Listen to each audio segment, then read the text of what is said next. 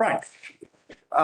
Morena Koto, good morning, everybody. Welcome to this morning's briefing for the Kaipara District Council. We are coming at you with an interesting hybrid session today, which is live in person from the domain in Mangawhai, and also one of our elected members is joining us digitally from the other side of the mighty Kaipara District. So, and this morning for today's district plan briefing, we also have some elected members who are not present this morning. So those who are present, Councillor Delavaris Woodcock joining us digitally. In person, we have Deputy Mayor Kerno, we have Councillor Wethy, and we have Councillor Vincent. We have apologies today from Councillor Larson, from Councillor Wills, from Councillor Joyce Paki, and Councillor Wilson Collins. The content for today on the 10th of November is the district plan review. And this is a very, very important day. We'll be looking at residential zonings. And of course, as a council, are very acutely focused on growing a better Kaipara and being headed towards the future. And so that is very much the purpose of today's briefing. So at this point, I'm going to open today's briefing with a karakia. Kia horo te marino, kia whakapapu punamu te moana, hei hoa rahi ma tātou I te rangi nei, araha atu, araha mai, tātou ia tātou katoa. So Morena Koto, good morning everybody, and let's make a start on today's outstanding looking district plan review, and we will be kicking off with Michael Day, who's our planning policy manager, who is will be guiding us through all of our work today, assisted ably by his policy and planning teams who are here with him, including Catherine Overwater, Paul Vanders and Shireen Mundy. So, and we also have a guest star appearance from NRC, from Kyle Middleton. We have all sorts of technology that is going to be beaming into this session. And so Kaipara District Council is going to be lifting its game today. So good morning, everybody. Morning, Michael, Morena, and over to you. Kia ora. Thank you, Your Worship, and members. Team is very happy that we're actually able to talk to you in person today. First two district plan review briefings have been online, virtually, and so we're really stoked to be able to be there today. Stop and discuss this important district plan. So today we will be running through the draft public access provisions, then we will talk through some of our initial zoning work, talk through the open space and recreation zones, the commercial zones, the industrial zone, special purpose zones, and then we'll have a discussion around our staff and taking on board direction from elected members for these treatments. In the afternoon, we'll be having a workshop around potential residential zone. So the aim is today, get through all the materials, and there's a lot of material in front of us today. First and foremost, let's get through our mapping. Staff, we'd like some direction from the members. So, have we pitched our provisions right? Are we on the right track here? What needs to change? And we'd also like you to start to conceptualise how the new district plan is going to start to look and feel. And you'll be seeing some of our maps as well, what over here. Michael, just a request from Councillor Delavaris Woodcock. Could the microphone be brought nearer to where you are? Because your voice is somewhat muffled. Oh, of course. Apologise. Thank you. Thank you, Councillor Delavaris Woodcock, down the line. Thank you. That's the apply. Okay, thank you. Councillor Michael, if you could just say something spectacular, please, and Councillor De Woodcock, I'm watching you. If you could give me a thumbs up. Hear me, Councillor De Woodcock, is that better? It's much better. That was a thumbs up from Councillor De Woodcock. That's great. Thank you, Councillor Vincent. Phone's on mute. Thank you. Thank you. Look, I won't dwell too much on this slide here. The key point is we have a process now for elected members to provide feedback to staff. Thank you, Councillor Vincent, and thank you to Councillor Larson for providing some feedback and direction on this latest work that we'll be discussing today. So thank you for that. Any questions from elected members on the process? I think this feedback process is quite well established now. Next slide, thank you. Councillor Vincent, question. I will do my best It's quite multiple. Yes. I was just thinking about this. I suppose it was prompted by reading what Councillor Larson had written and then seeing also what Councillor Wills wrote. I'm reminded of the Brisbane motorcycle. Whenever I go to Te Papa, I like to look at the Brisbane motorcycle. It's a marvel of engineering and technology. And I remember seeing a program on the television about it, where he was at the point John Brisbane, where he was actually working as an architect to make a living, to pay for his obsessions, which was building this motorcycle. And he had a fitter and turner on the job who would spend the day in the workshop building this particular car for the motor. And John would come home at the end of the day and say, that was really good. It does what we wanted to do. Now make it 30% lighter.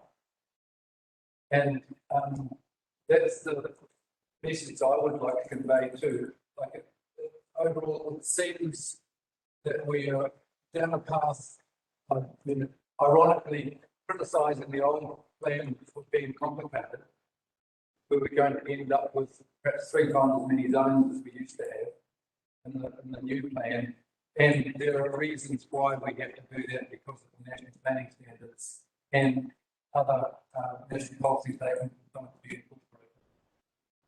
But I really would like to make it 30% lighter if you can find a way to do that. That's you as the citizen turners, if you could go back to what you've got and see where it can be just ground down and small but perfectly formed is my ideal. As the other members have said, with something which is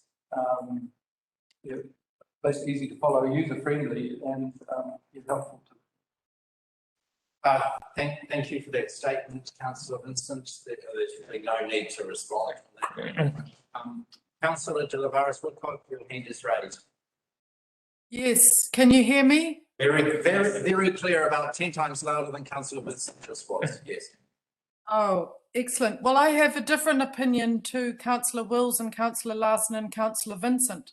We wanted a district plan that would speed up, for example, subdivision in Dargaville, where it has been lagging and where there's a big need. But I question our councillors' input to our staff, and I defend the staff because whether or not their desire for a light plan is to do with their own subdivision intentions. I'm saying that broadly. I know it's contentious, but we have to think of the little people. So I've looked through the great work that the staff's done about setbacks and ensuring that new subdivision doesn't steal the light for people. And, what we must guard against is creating slums of the future and unlivable places where people's well-being is not addressed. So I'm speaking out to counter those views that say we need a light district plan. I don't think there is such a thing, because this is how spaces in towns and areas are created. So that's just to support the staff and their great work. I can't criticise it from the same point of view. Although I don't know as much about district plans, perhaps I want to defend the fact that we need to have provisions, rules in place in order for subdivisions and development to be sensitive to the wellbeing issues that are important part of planning. Thank you, Councillor De Lavaris Woodcock, and Councillor Curnow, statement. Yeah, I would want to lean more towards where Councillor De Lavaris Woodcock is on this, but my reason is that a couple of years ago, we started a process of spatial planning with our communities. We went and asked them what they want, and they were quite clear about what they want. And I'm really pleased to see that the work that's coming through now is based exactly on that. The spatial plans, which we consulted with our communities on what they want. And this is about giving effect to that. Now, if that ends up meaning that we have to have slightly more zones because it's what our communities want is a more nuanced approach than our existing district plan, then so be it, because this is about giving effect to what our communities have asked us to do, rather than what we want to do. Thank you. Councillor Wethy, would you like to make a statement? You're welcome. No, there's no compulsion. Councillor Curnow mentioned, I think is true. We have to look at zones. That's the message we've been getting long before we did the spatial plan. We started getting that message within 6 months of this elected council taking over from the commissioners. And we've had very little, this is the first real stage of progress towards that. However, my message is, reading this, the preliminary work that we're doing, it's still in a very, if you like, heavy way of putting it down, the legislation that's being built into it. All my message is, let's do what the community wants, but let's make it a user-friendly district plan rather than something that you've got to be an experienced planner to actually understand anything about it. And I think that's the key to it. I'll just make a final statement and then we'll come back to you, Michael. Look, I'm really supportive of the approach that we're taking here, and the complicating factor that I see is that the world beyond this council is getting increasingly complicated regarding national policy statements and regional policy statements and all of the rules of those other bodies, not this council, which are imposed into our district plan. So it is incumbent on us to be responsive to the rest of that frame. And we have to be making sense of it on the ground for our local people. All of the rest of the rules that are being applied from the rest of those other policy statements. And so, even though this may look complicated, it's the only way. And that's the simple thing. So, it can't be any more simplified and enabling and yet be in line with all of those other policy statements decided by other people. That's part of the challenge that we're in here. So I'm very supportive of the direction that we're taking. And I echo in Councillor Wethy's statement. So I'm in support of the direction you travel, but echoing Councillor Wethy's statement, I think part of it is about how this gets, I'm going to use the simple phrase, plain English, how it gets explained in plain English, so that people aren't tied up in knots trying to read things. And that it's kind of, as we've said with rates, there are parts of our rates that Kaipara people have to pay, which are nothing to do with decisions of Kaipara District Council. So it is with the district plan. There are aspects of this that are inserted in. So that's part of it, really. Michael, over to you, just to bring us back. Thank you, Your Worship. Look, I won't say too much more about what you have just canvassed. The team very cognizant of the elected members' desire for a simple enabling plan and a plan that is as user-friendly as possible, and that is definitely what we are working towards. So that's all I'll say there. We've got our timetable up at the moment for preparing the draft district plan. We're obviously at the November briefing now. Next month, we have another big month in front of us. We have the contaminated land, hazardous substances, rural zoning, as well as natural hazards and climate change. Next slide, Catherine. Into the new year, we have historic heritage, sites of significance for Maori and notable trees in February. March, we have the infrastructure, energy and transport, and the ecosystems and indigenous biodiversity. And we're looking to bring the full draft district plan back to elected members. April, your worship.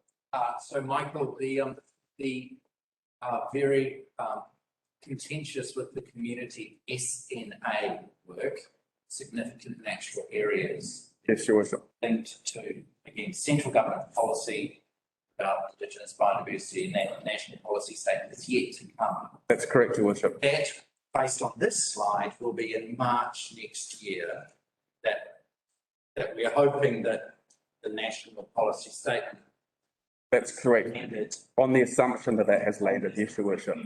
Okay, so any discussion around SNAs in Kaihu district would need to wait until then. That's correct, your worship. Yes. Just so we're clear, thank you for the importance of that. Thank you. Thanks. Proceed. All right, let's crack into the actual main mahi of the day, eh? Yeah. So we'll start with public access, and Catherine Overwater will be leading this topic. I will move to the side for now. Kia ora koutou, elected members and your worship. Nice to see you guys in person. So just let me know if you can't hear me, which is a new thing, obviously presenting with a mask on for me. So yeah. So public access is quite an important topic. It's one of our Section 16 matters in the Management Act. And it is guided also by the thank you, Jason, National Policy Statement, National Coastal Policy Statement. So policies 18 and 19 there. And I've set out in the agenda item just all the sections that apply to public access. So many of you will probably know that through subdivision, council has the ability to take Esplanade Reserves strips or access through the legislation when we're presented with a subdivision application. And so we already have obviously scope to do that. And the operative district plan already includes provisions for Esplanade strips and reserves to be taken through those provisions. So this is not a new thing. What is new, which I want to talk through and get some direction on with elected members today, is a slightly new approach in terms of Kaipara, but not new nationwide, and that's to talk you through Esplanade priority areas. And I've got my colleague Kyle here today, so Kyle's going to work on the map. So this is something new. You haven't seen the maps that we've been working on in the background. So what we've been doing there is working with a consultant, external consultant, to look hard at where Kaipara can best benefit from taking Esplanade reserves and strips to add to our network of, walking, cycling, trying to connect to some of our trails and walkways that already exist across Kaipara. So many of you will know that we already have a lot of these existing around Kaipara. We've looked at every single one of these. It's been a very laborious job, and I'm sure I'll appreciate being stuck in the room with me for about 8 hours one day. It was a very exciting day to zoom around the district and look at all of those.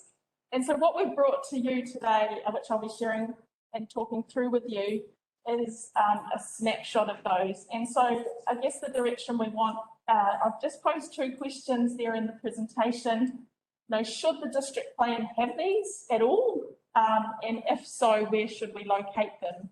So again, happy for you to take the maps away and have a good close look.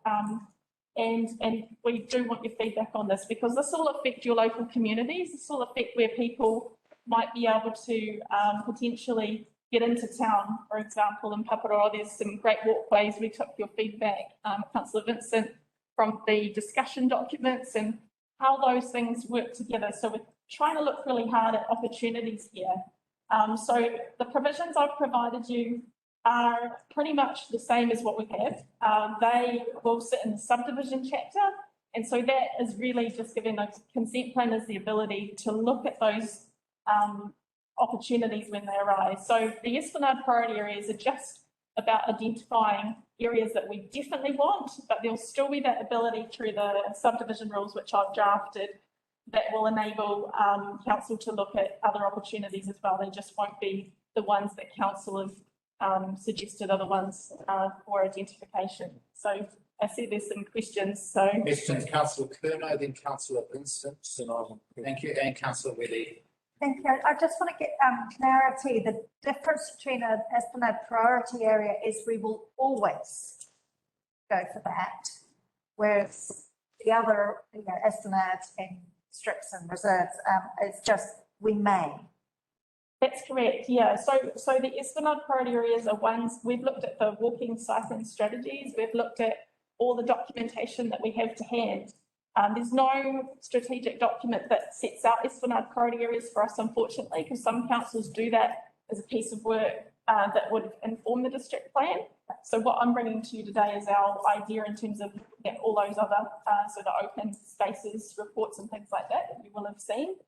But yes, there is a difference. So if for example, a subdivider comes in and they have one of the Esplanade priority areas and maybe not, council might look at it and say, well, we only want portion that's identified as Esplanade priority and not worry about the other piece, for example.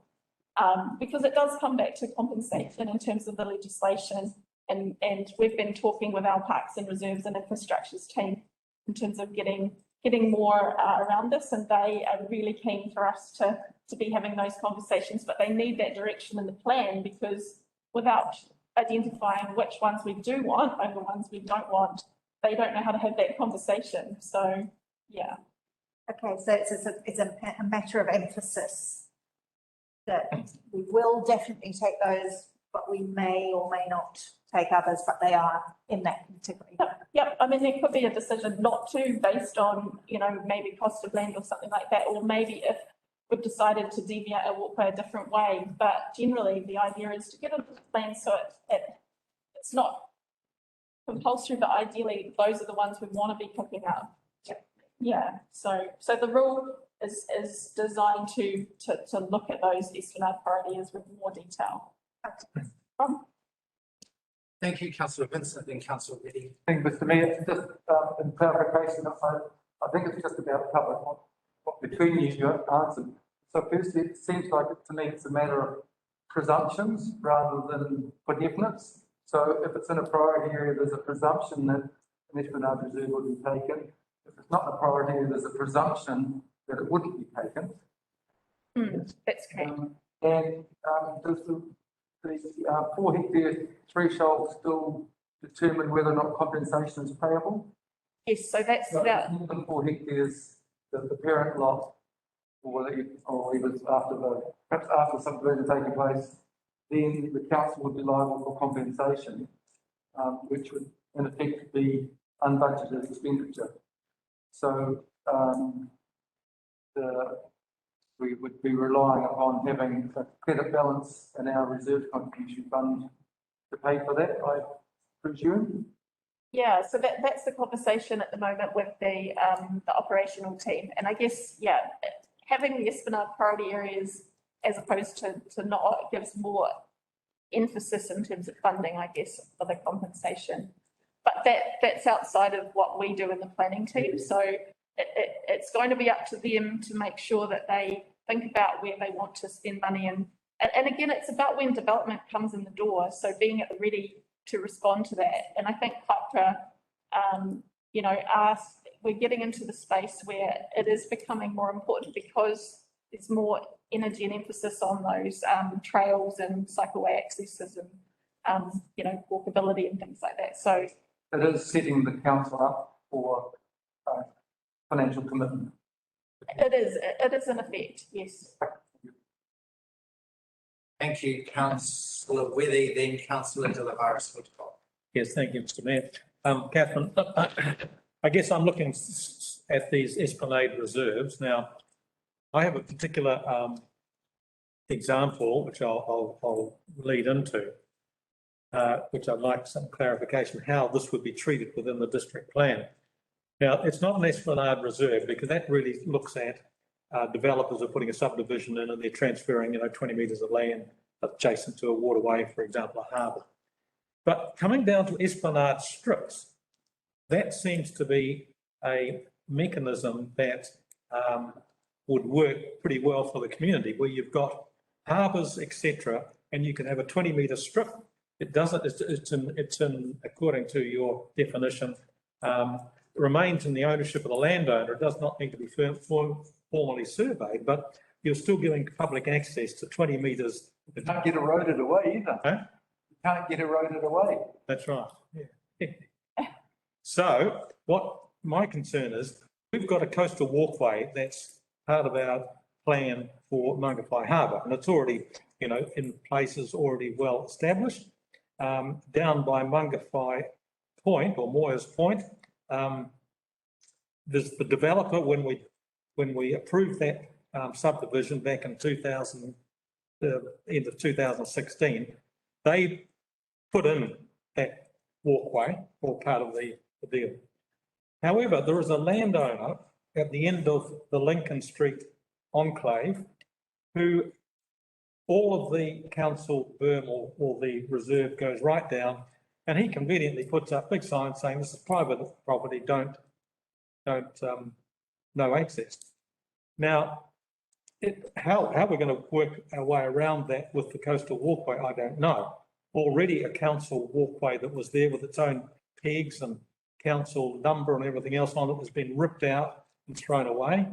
That was done some years ago. And so there's a blockage between where the coastal walkway can come all the way around to that point, and then there's a stoppage, and then you've got the Jesse Trust subdivision around Moyers Point. It all takes on board there and goes nicely around there, but we've got this bit here because someone is circumventing what is in here as being an Esplanade strip. Would have been a perfect example. He can still have his rights to his land, but he just provides public access for 20 strip. No, I don't even know whether he's legally entitled to do that. It may be, according to what you say here, this is often put on the title, that there is this agreement, and it would be probably quite a good idea to research that to see whether he's entitled to it. But quite frankly, it personally upset me quite a lot because I walk around there a lot. At high tide, you can't get through unless you go and wade up to your knees in the water to get along in front of his property. And I think that is against the spirit of the whole thing. So I'd just like to think that at least when we're going forward, that's going to be accommodated so that can't happen again. But secondly, if anyone's around, they want to look and see whether in fact he's entitled to do that, because it will become an issue when we start the coastal plan construction, getting around that end of the point. Yeah. Do you know whether the landowner has undertaken subdivision of his land, the one that? I think it's just all his basic land. He's just claiming riparian rights right down to the high water marks, basically. Yeah, look, I mean, I guess it always comes back to the legislation in my mind, because these are important matters for councils to, try and do our best to give the public access where they can. And it is a really difficult one. Dealt with this issue in the Waikato. We've had coastal communities like Raglan. Some landowners were very much on board and others not so much. I guess what I'm presenting today is the opportunity for us to have those conversations. There might be other legal mechanisms or ways to get people on board. One of the things that's not in the paper that I've given you is a potential reserve, incentivized subdivision that might enable those landowners to do something that may not necessarily, we'll obviously be talking about subdivision later this afternoon, but to do something to then give council that incentive, for the walkway to go through. So I've seen that with the Waikato Tiawa walkway all the way from Ngarawahia right through to Cambridge, and all councils were on board with that, and it was just about trying to get the tools in the toolbox to get those legal strips or esplanades. So there are ways. It's just obviously a big job trying to get some landowners like the one you've used as an example on board. So yeah, I probably didn't answer your question, but okay. But I think the key thing is our intent should be quite clear. And I think otherwise, to be fair, all of our Mangawhai community plan with its coastal walkways is putting, it's in doubt in certain sections. So we should be taking steps to make sure that we're not something in the district plan which goes headlong against what we're trying to do with the community plan. Thank you, Councillor Wethy. Bringing in Councillor Delabarus Woodcock now for a comment. Mr. Mayor, yeah, good discussion, everyone. My feedback is a definite yes to the Esplanade priority areas, and yes to incentivised subdivision if to meet the blank spots that we've got. And I just want to say that this is a key point of difference for Kaipara, that we can create provisions and make walking happen, and so that we should just unashamedly put that forward. This is our direction, and people, I think, those old sorts of remnants of sense of ownership of reserve strips or whatever will just fade away as people become used to what is the new normal. And so just one example of that was the Pennine Way walk, which I did, and we walked across the Duke of Northumberland's estate, which is one of the largest estates in England owned by royalty. But due to the principle of open public access, which was created after the war, and the public demanded it in line with the sacrifice of people in the trenches, they demanded access to be able to walk. And so there it is, and now it's a wonderful part of the English culture. And so I think we should be doing that. And my one point of feedback is, what about the Kaihu Valley Trail? Are we looking at having proposed Esplanade priority area along sections of the Kaihu River, so that we can expedite the trail creation, or get portions off road by putting them along the river? Or wondered if staff had thought about that. That's it from me. Yes. Thank you. Interesting suggestions. Councillor Vincent, statement. So we're addressing now the final questions that are on the screen regarding direction being sought. Personally, I favour the idea of a targeted approach, as it's been put forward, rather than just a blanket approach where it's yes to everything or yes to nothing. And also, I make the observation that I can apply with my harbour care hat on too, that in the end, if you have an uncooperative landowner, they will either die or they will sell, or alternatively subdivide. And if you've got the plan in place, you just have to be patient about when that linkage might be created. But if you've got the rest of the thing, at least you're working towards something. Thank you. Thank you, Councillor Kerno's statement. Yeah, my statement is I fully support the priority area, priority strips, and given that there's also that underlying layer of we could if we wanted to, but these are the priority ones. I do support that. And in terms of where should they be located, I think you're doing the right thing by looking at our walking and cycling strategy as a key starting point where they should be located. Because, I know, having been involved with the walking and cycling plans around the district, that there are definitely areas where if we had this in place, we would be making better progress than we are now. So, totally support it. Your Worship, if I could just respond to the question Councillor Delabarus Woodcock raised around the Kaihu Trail. We've had some good conversations with Amanda Bennett, who's organising that project. We're not going to, there probably will be some linkages to at the Dargaville end, but that trail, being that it's going to be a key walkway in the district anyway. What we're looking at there though is some opportunities to the side of that, and what are the types of things that might happen as a spin-off from the trail. So there's a few conversations happening. There's no sort of firm direction on that to bring to you yet on that, but certainly there are conversations happening. Thank you, thank you. A bit of direction from me. Yes, I'm in support of having Esplanade priority areas and a sense of focus for what their future may hold. I do have some questions. Sorry, are we going to get to the maps? We are, yes. Or are we in that now? Well, I needed to get direction that you wanted to proceed, I guess, before I went and launched forward with a whole bunch of maps. Okay, so I think you can hear that everyone's in support of this, yeah. Yep, excellent. Okay, so I'm going to move forward. I'll just skip through the objectives and policies. You've got that written Yes, presentation. yes. And rather than tie us up for another 20 minutes. So these are a little bit hard to see. We've got Kyle who can probably So I've just got some quick questions. oh, sorry, your worship. So Yes. first of all, the first of those boxes is called Clark's Bay. That's Kelly's Bay, yeah? I think so, possibly.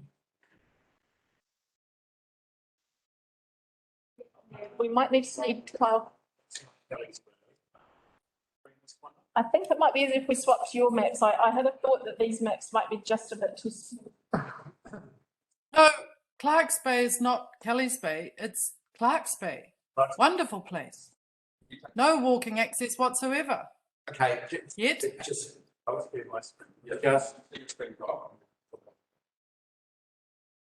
checking for clarity, that's all. Up here and now. And Oh, sorry, Kyle. Hang on. Share.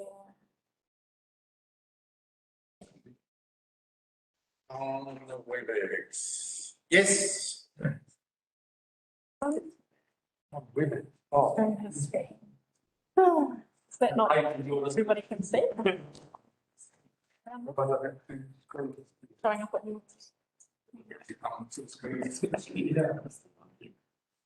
Oh, yeah. The this is what I'm talking about. See that gap there? Thanks, though, right? That gap there now, how close to Walkway? Down there. What the hell are we going to do with this? He's got lots of there. But you know, that's what the whole plan to get right around the point and back up here. Because yeah, that's, mind you, we'll take it. He's in the WebEx, not on the screen. Then we'll be up and right Excuse me. round, over the bridge. We can see on the WebEx.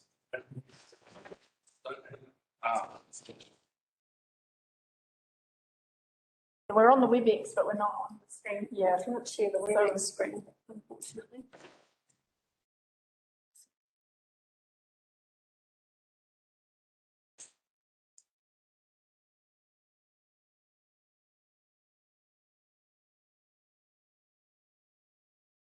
Then what can you share?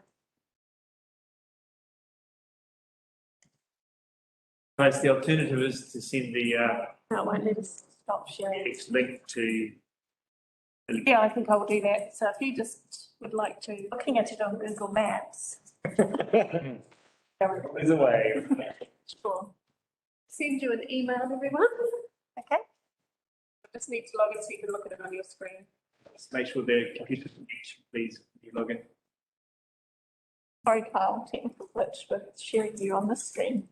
We share you on there, we lose you on there. Yeah. Didn't plan that very well.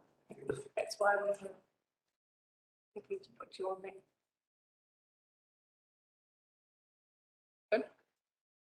Just while that technical room occurs, I'm just stepping there's the maps on the presentation itself, which you can then expand. And that's on the presentation are exactly what we're going to show you. They're just really hard to see because they're squashed up. I actually copied them from the report that our consultant had pulled together, which reflects the maps that Kyle's got here.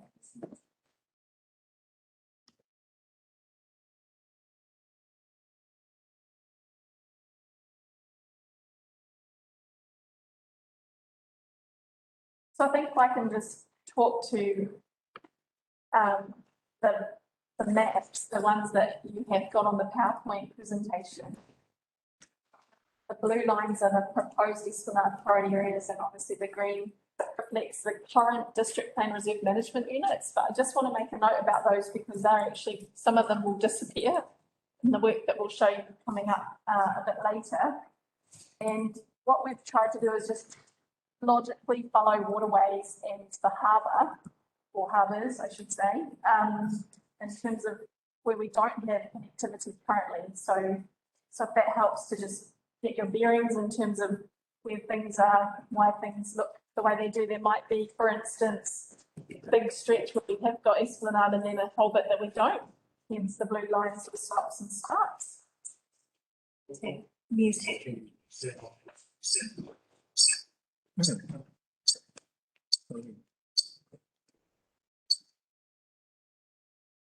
Yeah. Oh, do you want to zoom into that first area on the map, which is the Pikes Bay area? All loading up. Hanging a whiteboard at the moment.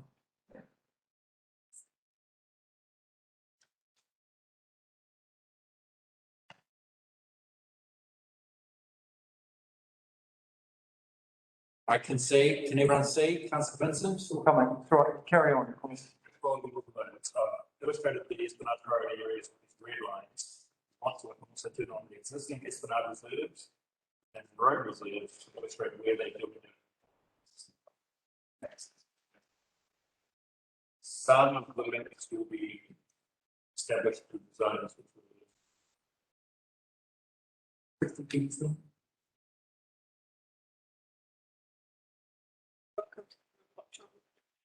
Fine.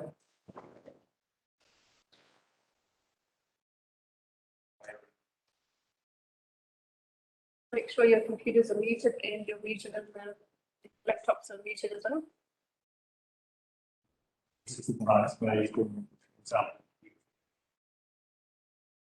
And just to reiterate those colours, the purple are existing road reserves, the dark green are the operative district plans and park reviews. Turquoise is existing Esplanade reserves.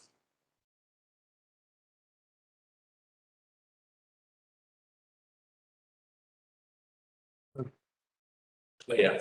Okay, thank you.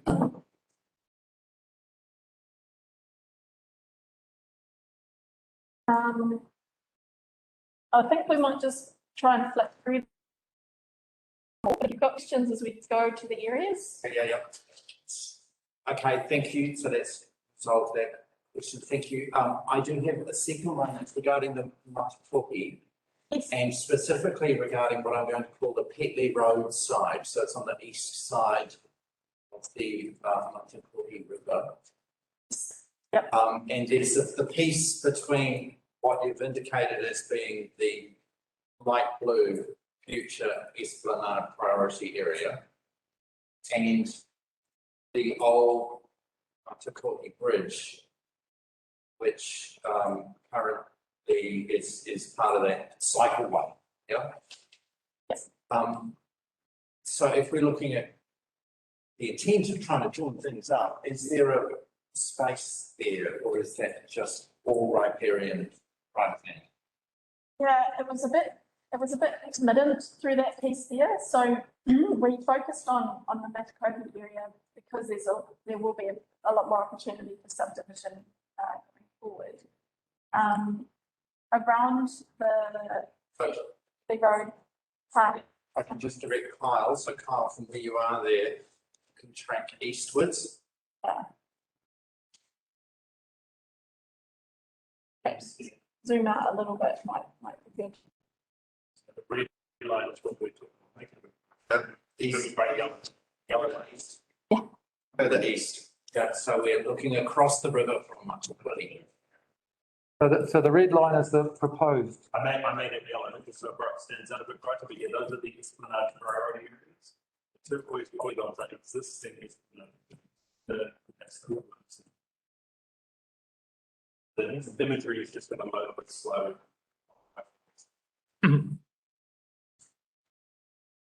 You might need to just zoom out a little bit, Carl, to just demonstrate the picture of that area.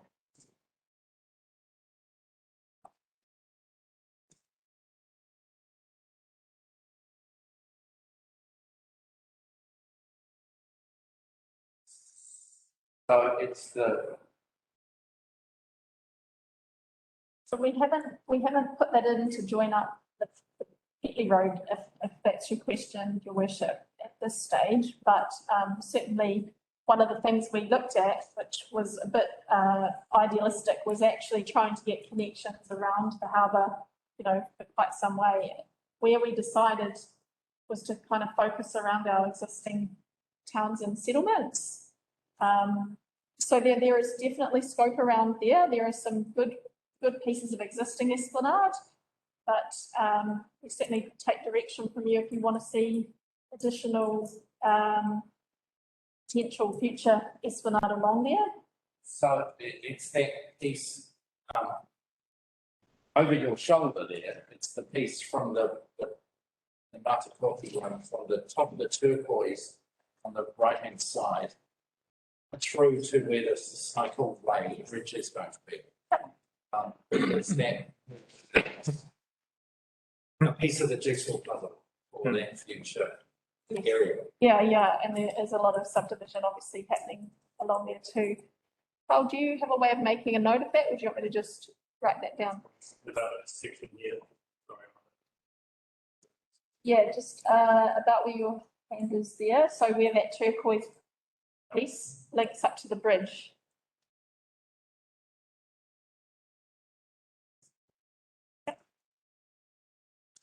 Oh, it's much like. Yes, yes.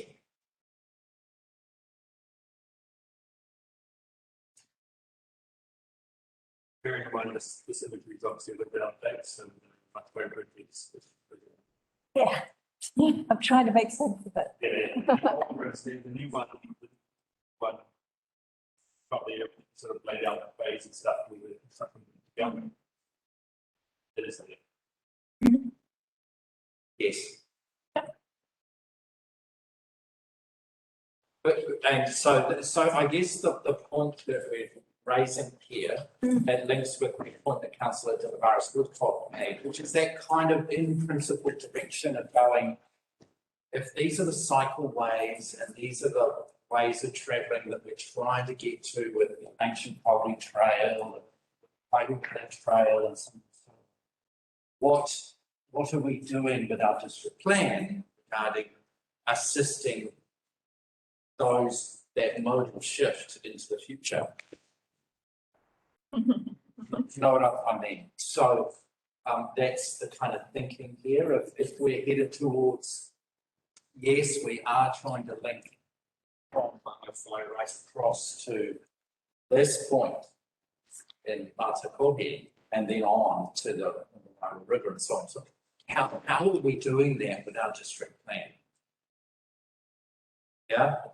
So, which begs a bigger question as well of how on earth do we shape it? And is this an opportunity for doing that? That's a question I'd like to pose to the, it's really the elected members, but it's an interesting moment that we're in with this, and it's been prompted by Councillor De Lavaris Woodcock's question here regarding the Kaihu Valley Trail piece. Councillor, Just sort of, this is a section now. I know that there are various community groups trying to link up from the rural stop that walkway through to Matukuri. Yes. Have we had any conversations with those people, or I know various staff members or have been working with them? Yeah, not specifically Councillor Curnow.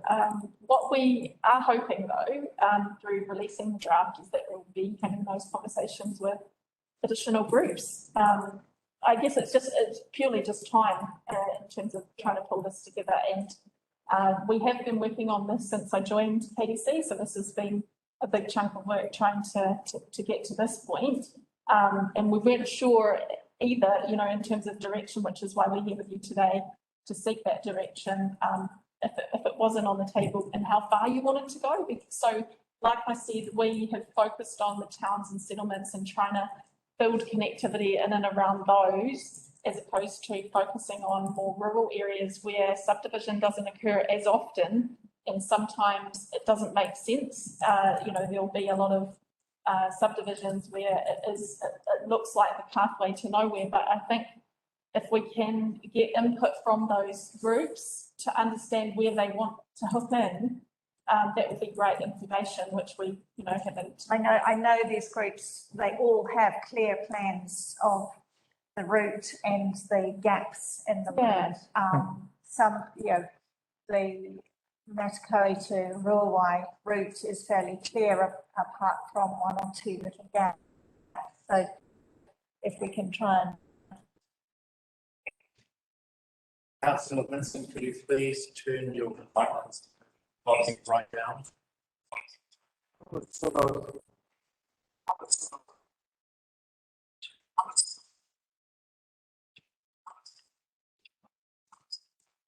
Thank you, Catherine. There's been lots of direction here for you. Yeah, this is good. This is really good. I was just going to ask a quick question in terms of that project. Is that something our community engagement team are across as well? Right, that's good. We can chat to them. I know Jim Simpson was involved, and Lara, I think, has been involved in some of these discussions. So yeah, there's definitely been involvement. Great. So that's, are we at the end of the public access piece? If you want to look at any of the others, we've just got 2 pages of maps, but are there any other areas you'd like to look at? Okay, well, we've here for completeness, we've pass through. Okay, so sorry, I've got pile up on the screen here. I'm not sure if I click to the next page. Sorry. Tracy, is there a way to go back to that screen? He's sharing his screen. That one. Further locations that you want to discuss. Specifically. Because usually I'd like to have a look at the Mangapai map if we can get it up on. So zooming in with Kyle, do you mean? Yeah. Councillor Weddy. So Kyle, could you zoom into Mangapai on our? to yours. Yep. Yep. I'll just,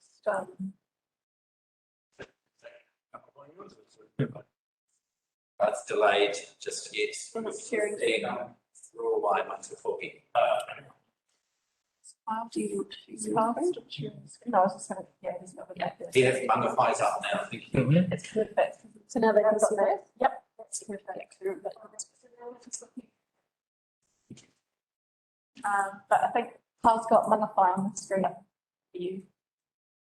So there's a lot of Mangapai is actually quite well established as far as existing connections, but obviously there's a few additional areas that we would try and capture to try and get a consistent approach around the harbour there. So any comments, questions? Just a comment on that. Where you've got on the south side of the harbour, right around that yellow, you know, that where you're tracking the reserve or Esplanade strip there. That's excellent because that goes right in front of the turn point development. And at present, yes, at present, anyone wanting to walk around towards the distal spit, which is all dockland, basically that green area, you've really got to walk around. And it's a pretty difficult walk. I've done it a couple of times. And if we can open that up, that'll be great because a lot of people find it difficult to get over to the spit if they haven't got a boat or anything like that. So that's a great action. The bit that I'm concerned about, you'll notice there's a strip there at the bottom of the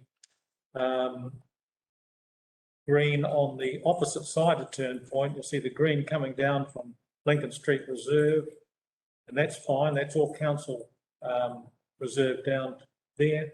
And then there's a little yellow bit there. This is the bit that you need to have a connection. That's right. It's the connection there that if we can have something in the plan that suggests that, and even if the current landowner doesn't agree to that, well, as Councillor Vincent has said, there will be an opportunity at some stage in the future, as long as there's a clear flag beside that property to say, you know, to try and get that linkage. Yep. I'm hoping that it's not just a 10-year thing these will sit in the plan for. If we can carry them over, you know, next time the plan gets reviewed and getting them in now is a good opportunity to do that. And that's looking good. Okay, that's great. Any further? Do you want to have a look at Kaiwaka, because there's some exciting opportunities in Kaiwaka. We've been also talking to the NTA about their connections and state future roading. So Violet, if we can just go to Kaiwaka. I've probably gone too far on presentation, so I'm going to shift back.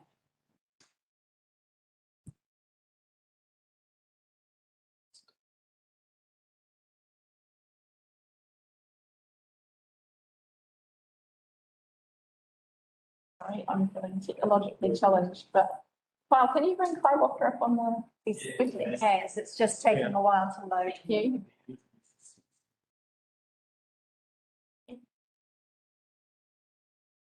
They're in hip sweepstake, how long it will take us to crash the Wi-Fi system. Very Today, so it's great tech. So what you're saying is I'm going to have to do the civil defence meeting over my phone connection. So, Catherine, please. So we're looking at the map of Kaiwaka now on the WebEx. Yep. So what are we seeing here? So we've looked really hard at the spatial plans, and talking to the NTA about what they're doing. And so you'll see there's some connection lines through there, basically connecting the main town centre, if you want to call it that, settlement village of Kaiwaka through, and you'll see when we show you the zoning that will be connecting up future residential as well. So we're being a little bit strategic and forward thinking there in terms of we want to obviously get some reserves through there as well. And so this is really to provide that opportunity to connect all of those things up. So just kind of getting a bit of a, what do you call it? Strategic? Yeah, strategic, like a grid pattern, if you like, just to connect up the roads with the walkways, etc. Bearing in mind where the river runs through Kaiwaka and trying to, you know, utilise the, Paul will tell you the history there, and you probably all know that too. There's some real opportunity there, so we want to get that in the district plan if that's something that you have a desire to do also. There is a little piece out to the side.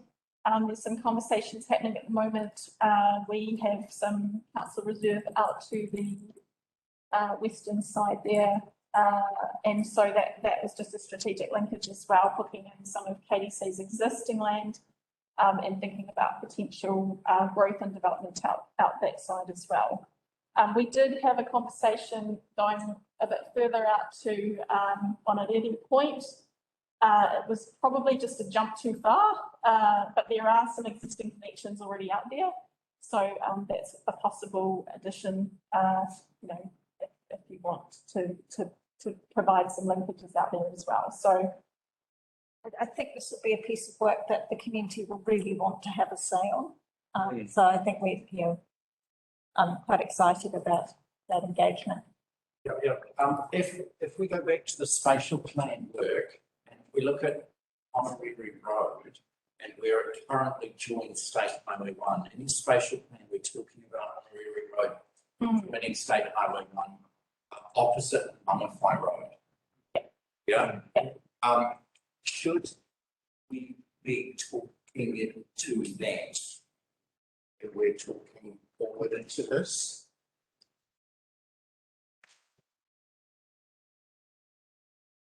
Are you able to just, yes, zoom out a little bit? We've looked a lot at Honolulu Point, so just towards the harbour, you come to the west.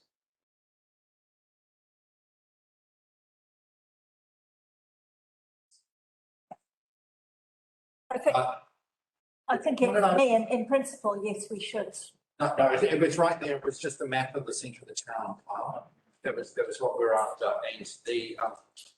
But you can see the green existing Esplanade network out there. So those are already in place through subdivision. It's just whether we wanted to connect into those. That's the question. Sorry. So that's completely separate to what I was just talking about. Sorry. Oh, sorry. Yeah. Yeah. So, what I was talking about was about the centre of Kaihu town. Yes. Because in the spatial plan, we've indicated that the end of Honolulu, the town end of Honolulu, gets shifted across the creek. Yep, that's correct. Yes. So, yeah, thank you, Kyle. That's the perfect map.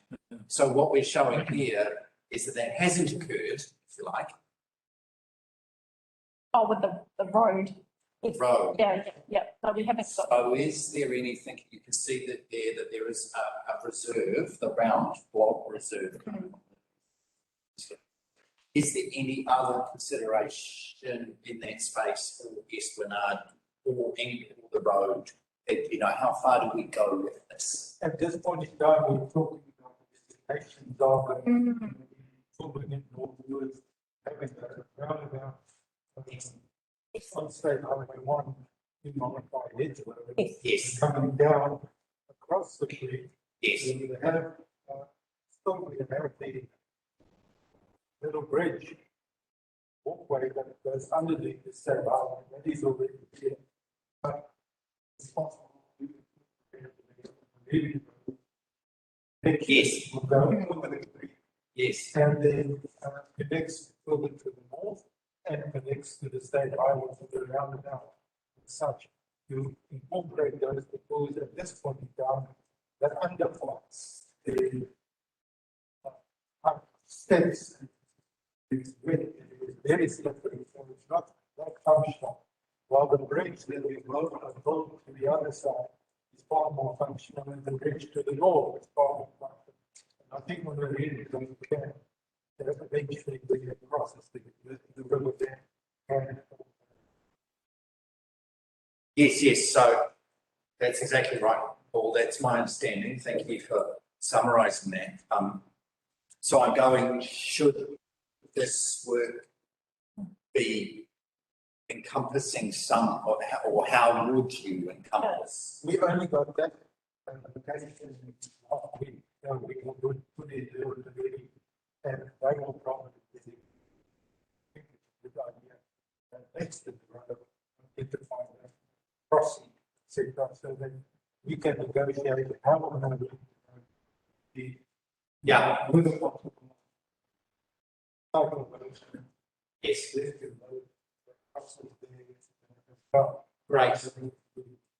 Okay, look, I'm comfortable with that. And so by the time we get to some form of proper public consultation, if you like, that vision will be being clearly articulated, yeah? Yes, apologies, Your Worship. We only just saw the NTA's map last Friday with those linkages, and we're talking about whether it should be a designation or an indicative road in the plan. So Lovely. once we get that finalised, we'll bring that back to you. Yeah, no, look, I'm happy to canvass that discussion. Thank you. Sorry. All right. Councillor Vincent. We got one for the Kaihu Peninsula. Someone had a proposal, like a community person, 10 years ago or more, for a linkage right around the peninsula, and ran into a storm of use and position. But right. Interesting, just to at least one of those people is no longer. We looked quite closely at Kaihu because it's probably one of the peninsulas that's got a very good network, or I should say potential opportunity there as well. there are lots of, you'll see in Kyle's map as it becomes clear on the screen, there's a lot of existing green, and obviously we've got a lot of paper roads as well. So while we haven't tried to go the whole way around that peninsula because we thought we'd concentrate our efforts around Paparoa, there certainly would be an opportunity. So I think some of the topography is quite a challenge as well. So if you think that perhaps we should signal a walkway around that peninsula, you know, that's great. It's where my head was at initially, but I think there are some challenges just with trying to do the whole loop. But like you can see, there's already a good network there. It's just whether we wanted to. I think we have included a couple of extra ones just to loop back to the paper roads as opposed to going right the way around the eastern side of the peninsula there and along the coastal boundary. As you can see in these, it's quite odd, but a lot of the waterfront reserve around the harbour is actually in the Esplanade Reserves, which I imagine there was never ever an intention to put a road in. It's just maybe that's how they reserved it back in the day. So it's Esplanade Reserve. So here, this is no way a road was ever going to be put there. That is incorporated that reserve into the back roads. So there is existing public access along these areas of harbour now, but in the form of paper roads. Some of those would be underwater. That's correct, yeah.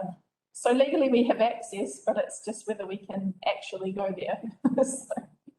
But I think it's very exciting to see that, having been involved with the groups who've been looking at walking and cycling in this area, that the opportunity at some point in the future, to do something there is just very exciting. Yeah. So just there in the breaks, Kyle, you're doing amazing work with us digitally here. Thank you. Then the west side of the peninsula there, exactly in the middle of the screen, there's a gap in what's proposed. Or that's the current Esplanade Reserve. There is one there. Oh, there is one that I can see it.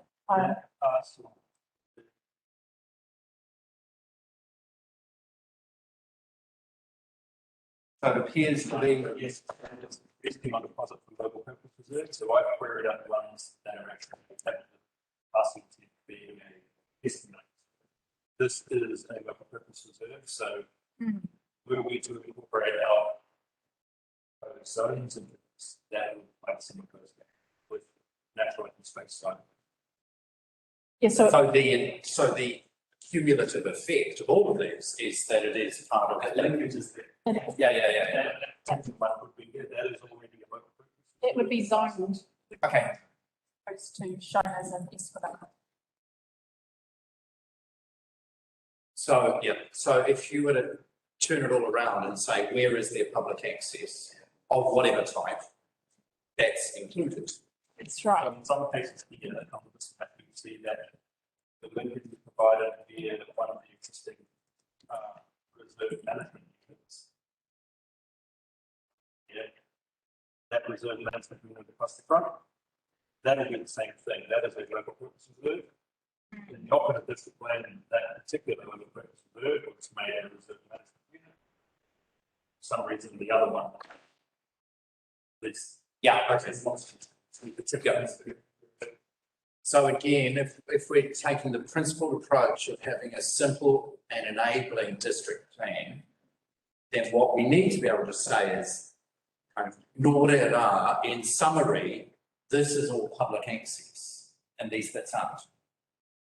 Of whatever type, whether it's Esplanade Reserve or Council Reserve or whatever, but the effect of it is the same. Even though those rules are being dig down into, but the simple fact is the principle of public access remains what it will be wherever it is. That's what I'm trying to say. Walking access commission. Illustrate where legally there is public access. We don't like people ever it's taking some of these accesses, I'm not sure. Yeah.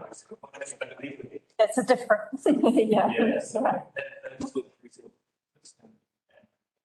Walkways. Overlays that we established. Mirror them. Yeah, so if you were to say for part E, and if we look at the map again, that you get all the way up from that first property, which is the Clean Even property, go from there on the east side, right around the entire village and right up the west side to a certain point, is actually full public access on the land all the way around that. That's what we're seeing here, and that's what I'm seeing from the first with this. Yeah, it's quite an eye opener. And which is fascinating, and these are big stories for the local community.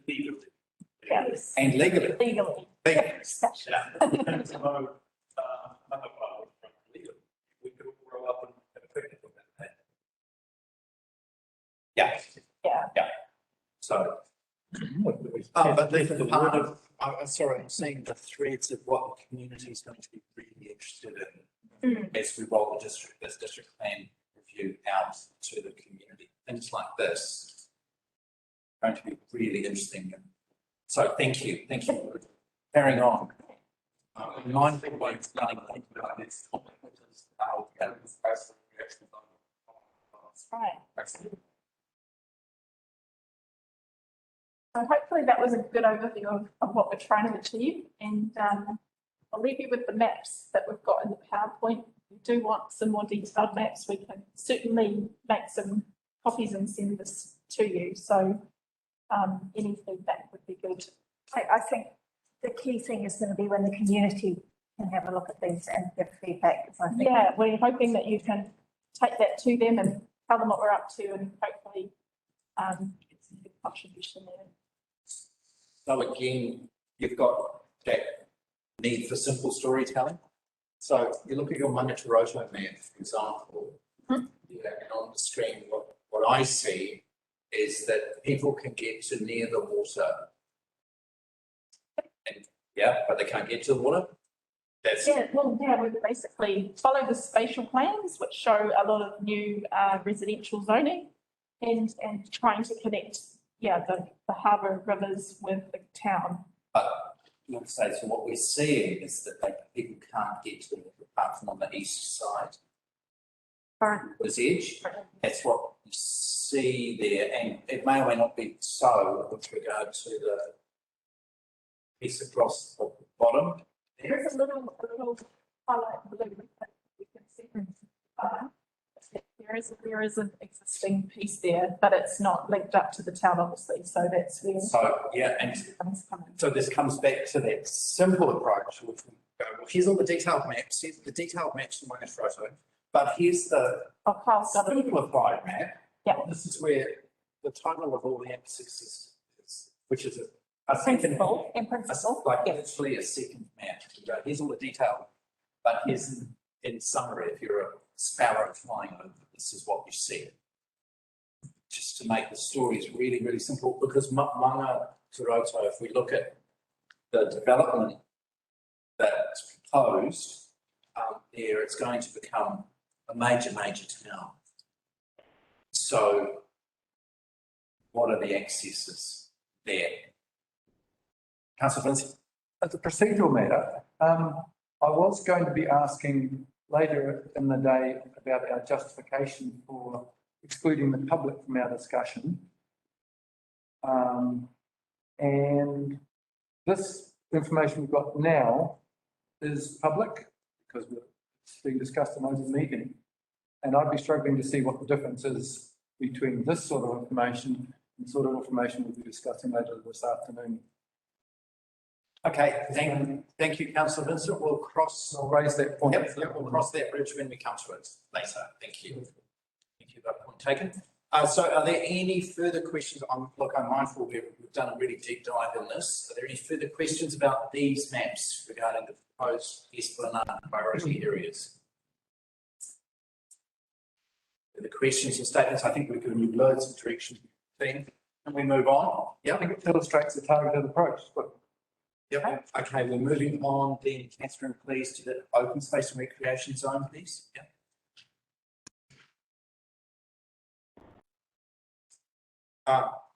Or we should have a quick break. We'll have a quick break, please, for, and I was going to say, are we resuming in 5 minutes? Well done. Yep, okay, 5 minutes, thank you. Quick break, thanks. And Councillor Curnow will be leaving us for 11. Thank you. We're going well, slowly. It's really rich company. Yeah, very fun.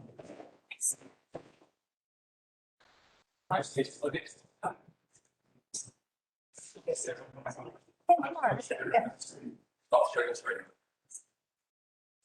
We're just going to get a good I said, stop it, make it stop sharing. We're going to keep on the debate. Yeah.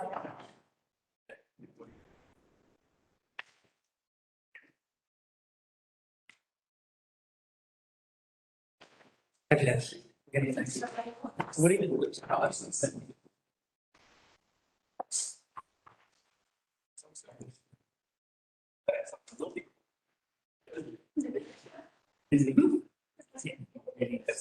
still which comments.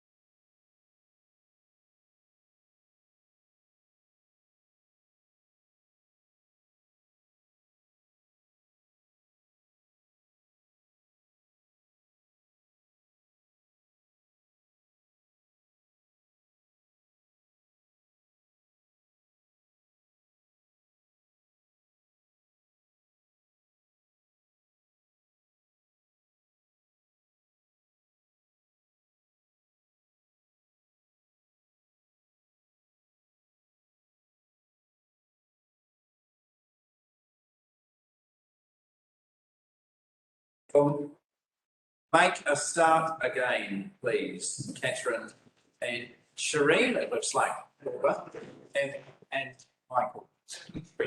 Catherine and Shireen for this piece. So we're now looking at the open space and recreation zone. Thank you. Oops. Magic. Got a koto. If you want me to just chat while you. Yes, if you want to. So, I think I got the easy one, which is why I got given it, so that's nice. Well, I think it's easy. I might change my mind after this kororo. So, open spaces, seems pretty, self-evident why a district plan has open spaces. All district plans have them. So in terms of the operative 2013 district plan, we have reserve management units in the current district plan. When I first started looking at this, I couldn't find another single district plan in the country that had reserve management units. So it was an invention from the contractors who did our district plan in 2008 for some reason that has been buried in the annals of time. So if we can just ignore the reserve management unit concept for a while, because it seemingly doesn't make sense, but it is about open spaces. So the 2013 plan recognises that not all open space is in public ownership. Some open space, some land that would be deemed to be open spaces can be in private ownership by way of covenants. This open space is a classic example of not being in public ownership. In terms of the district plan issues and objectives, they largely remain relevant. It's about funding sources for the creation of, the matters that we've just discussed here, but also creation of new reserves and open spaces in new communities and developments. It's about providing linkages between open spaces for accessibility and ecosystems, and that it recognises that open spaces are an important space for community wellbeing. The current plan does recognise the hierarchy and interaction required with reserve management plans under the Reserves Act 1977 and conservation management strategies under the Conservation Act 19, I think it's 82. So in terms of reviewing the plan, it does not really clearly, the objectives and policies of the current plan do not really clearly articulate the requirement to protect the natural environment or consider the amenity values for communities. It doesn't clearly state that. The reserve management unit structure relies on the underlying zone of the area where there is no reserve management plan or conservation management strategy in place. And to put it in simple terms, that seems really weird. So it's unclear what the logic was thinking. If you have a park in a residential area that the underlying zone rules apply, is not conducive to meeting the objectives and goals of community open spaces. The current plan has got very simplistic standards that don't sufficiently provide a structure for what should be a permitted activity. So the standards, in a nutshell, merely say that if there is a reserve management plan or conservation management strategy in place, then matters under those plans can proceed, and if there isn't one in place, then the underlying zone rules apply. So it's a little bit, it's a, vis-a-vis the enabling district plan goal, it's a little bit too simplistic, and it misses a lot of things that will cause, can cause confusion and therefore make things less simplistic when trying to implement or rely on the plan. So if we can flip to the next slide, then we're all good. So to be honest, the national planning standards make life, the national planning standards make life pretty easy for the open space zones in the sense that they have defined 3 zones. Don't have to use all 3 zones. It depends on what is present in each district or city. But it does provide a description of what those zones are, and it's very indicative. It almost is self-determining what the purpose of each zone is already. There's no reason to move very far away from what those definitions or those descriptions of each of those zones are. So as I said, council doesn't need to have all three zones, but we've done some initial assessments and determined that all three zones are appropriate in the Kaipara district. We have done Kyle and the team have done hours and hours and hours of work of assessing what we have, what we don't have, how it's logged, how it isn't logged. We find in these areas, the records can be very challenging to really understand what we do and don't have. So there's been a lot of work going on identifying what the RMUs were, whether they should have been RMUs in the first place. So there's been a lot of analysis work done in the background to identify land. And we have now got a much better picture, and you'll get those in the maps, of course, of what is an open space in the district. Some areas still remain as open space, as flagged as open space right now, but they are in private ownership, and our consultation will require us to check with the private landowners in terms of whether they would like to see those spaces zoned as open space or the underlying area of that particular zone. So that will be something that will be worked through and ultimately will impact on what the total acres or hectares of open space are in the district. Noting to say that the vast majority of what we would call open space in the district is under the control of either council itself or the Department of Conservation. And now we can move on to the next slide, please. So moving straight into the proposed objectives for these zones, they have two objectives each.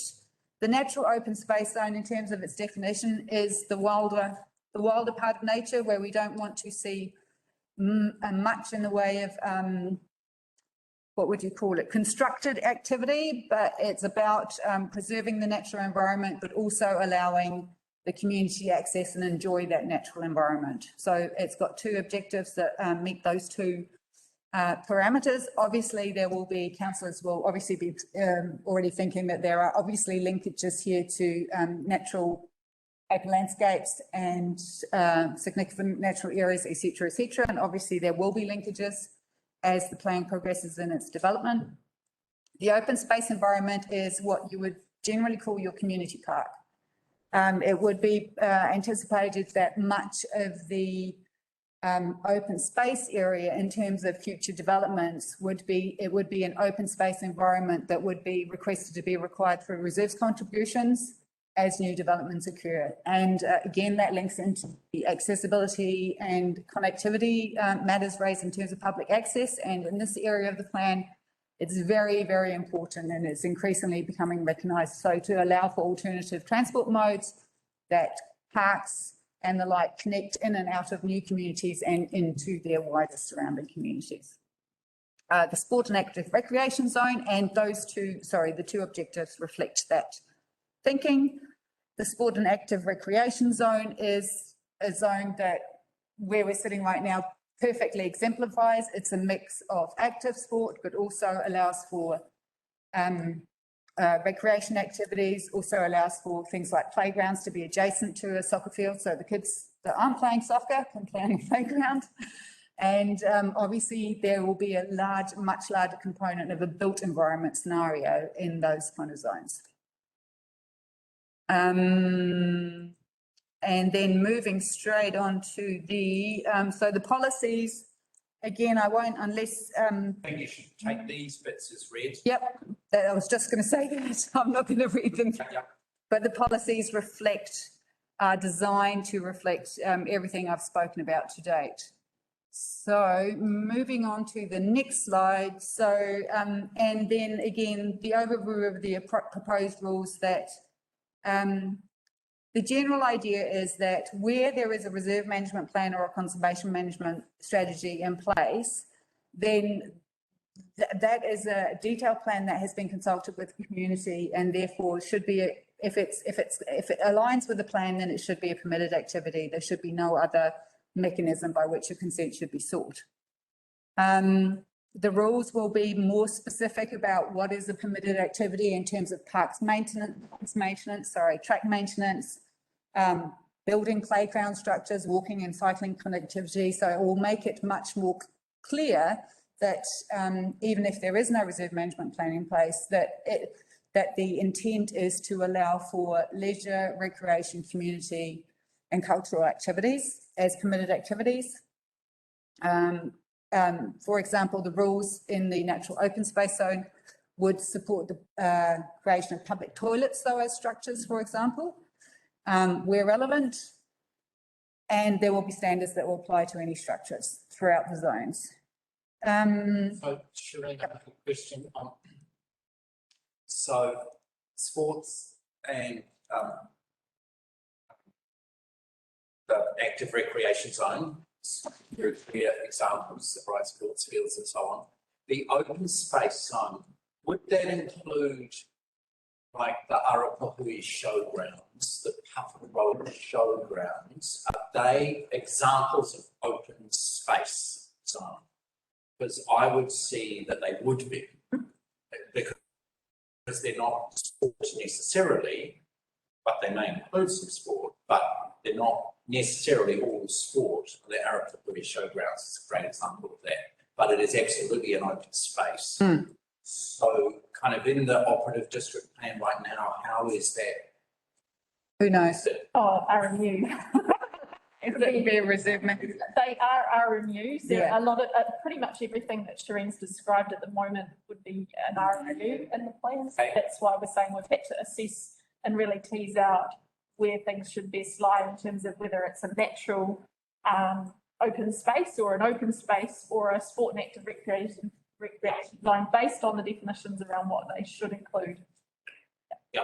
So again, if you're looking at the grounds of where the Northland Field Days take place, for example, I don't know Just remember whether that's zoned as a. ownership is the other driver. So we looked at all council owned properties, dock, and yeah, I think it was basically those ones. So if it's privately owned, there are some sites that we still need to have conversations with. For instance, the Mangatoroto Country Club. Yeah, I was going to say the country. Be owned, but obviously has that function as it could be open space or it could be sport and active recreation. We need to understand from them what their future desires are and if they want to zone it or if they don't want to zone it. So we still need to have some conversations with some landowners. If I may add to that though, just putting my bylaws hat on right now, because I was having this conversation yesterday, an open space is something where you would assume public access as of right, generally. I would imagine that the field, the showgrounds that you have mentioned, you're not probably, I'm not sure whether they would perceive that some kids could jump the fence and play soccer on the fields when they're not in use. If you get my example. So I think it's great that you've raised this, Your Worship, because we probably need to think about that in terms of public access provisions vis-a-vis open space. And the, allowance of commercial activities and temporary activities, et cetera, et cetera. So we'll filter that through that lens as well in terms of what is perceived as public access. Yeah. Because I'm thinking from a community perspective, I would assert the opposite and I'd say that it would just go and kick a ball around there. And that's fine if the owners are accepting of that, but there's a subtle difference in terms of having that right as of public access. It's similar to school playgrounds. We used to consider school playgrounds public access or public spaces because all the kids used to be allowed to go and play on the playgrounds after hours. That is now no longer the case due to health and safety requirements, vandalism, et cetera. So it's subtly different, but I believe Mike. Very clear, Michael. To add to that. And then Councillor Vincent. I was just clarifying elected members okay with three documents. Oh, yes. I was thinking that that direction.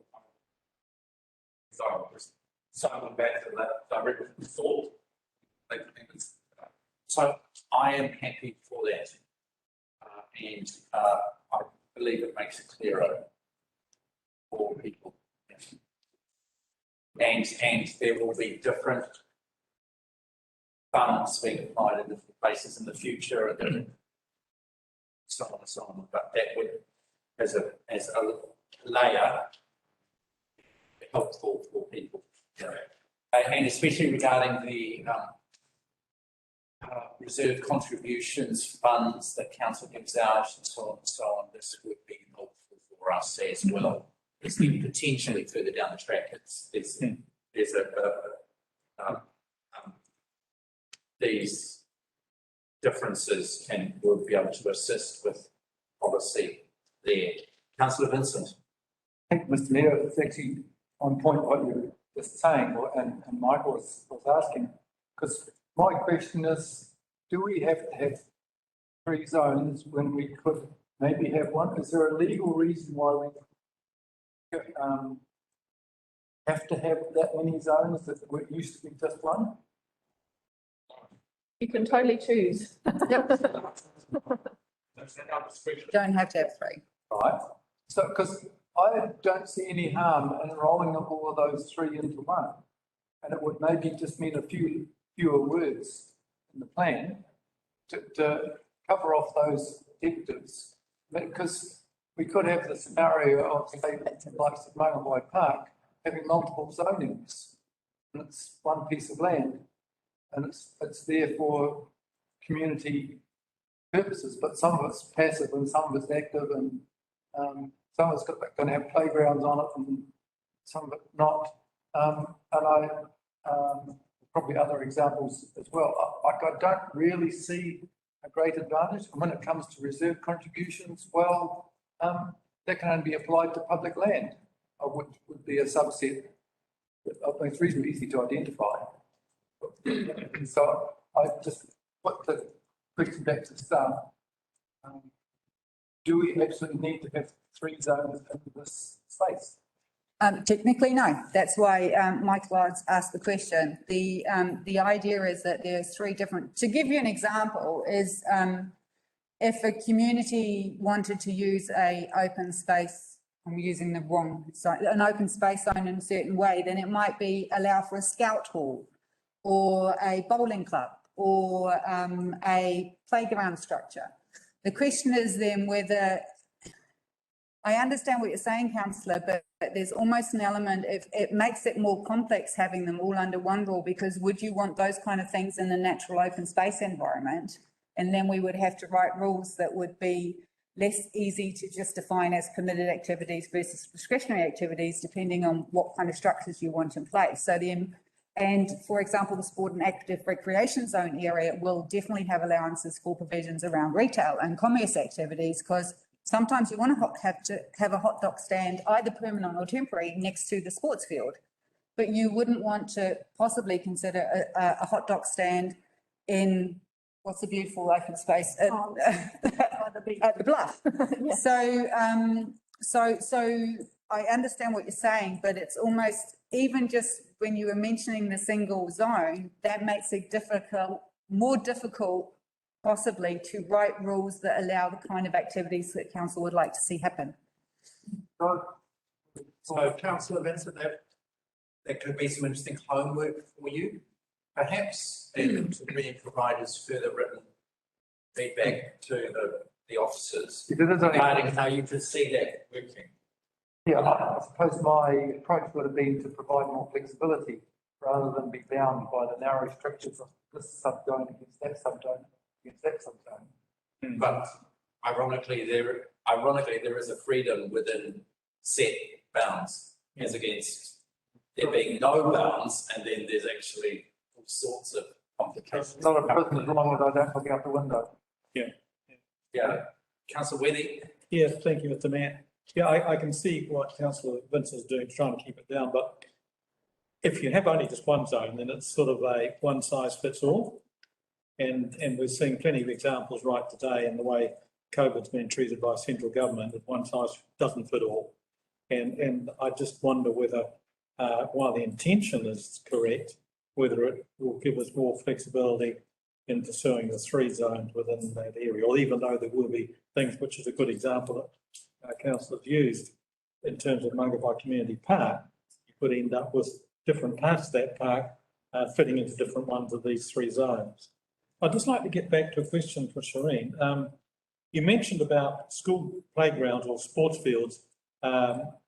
Now, it's not allowed to be used outside the park. Is that to protect the school against any legal action? Because I can't see the hope in hell of any school keeping kids out from playing rugby or soccer on the sports field down the back after school hours or on the weekends. We used to do it when I was a kid and go down on the weekends and play in the cricket nets and things. It'll still happen, but it may mean that from a legal perspective, the school, as long as they stay that, they're protected legally against any claim that will be made because of injury or whatever outside school hours.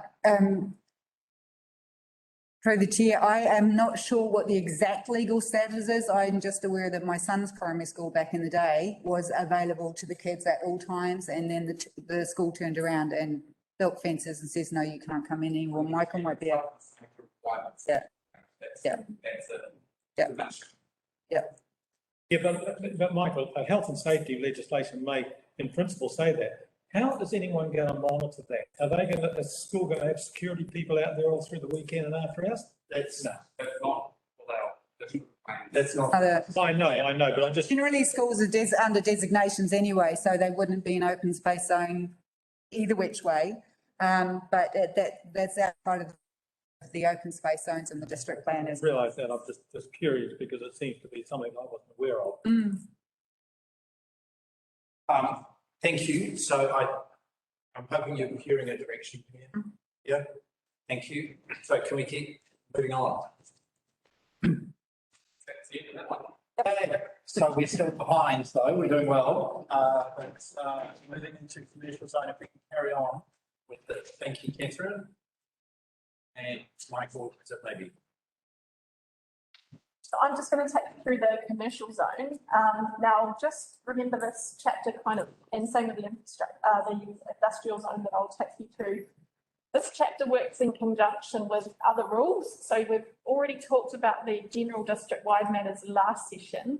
The other chapters which are yet to come to are obviously the infrastructure chapter and subdivision chapters, which will form a part of this as well.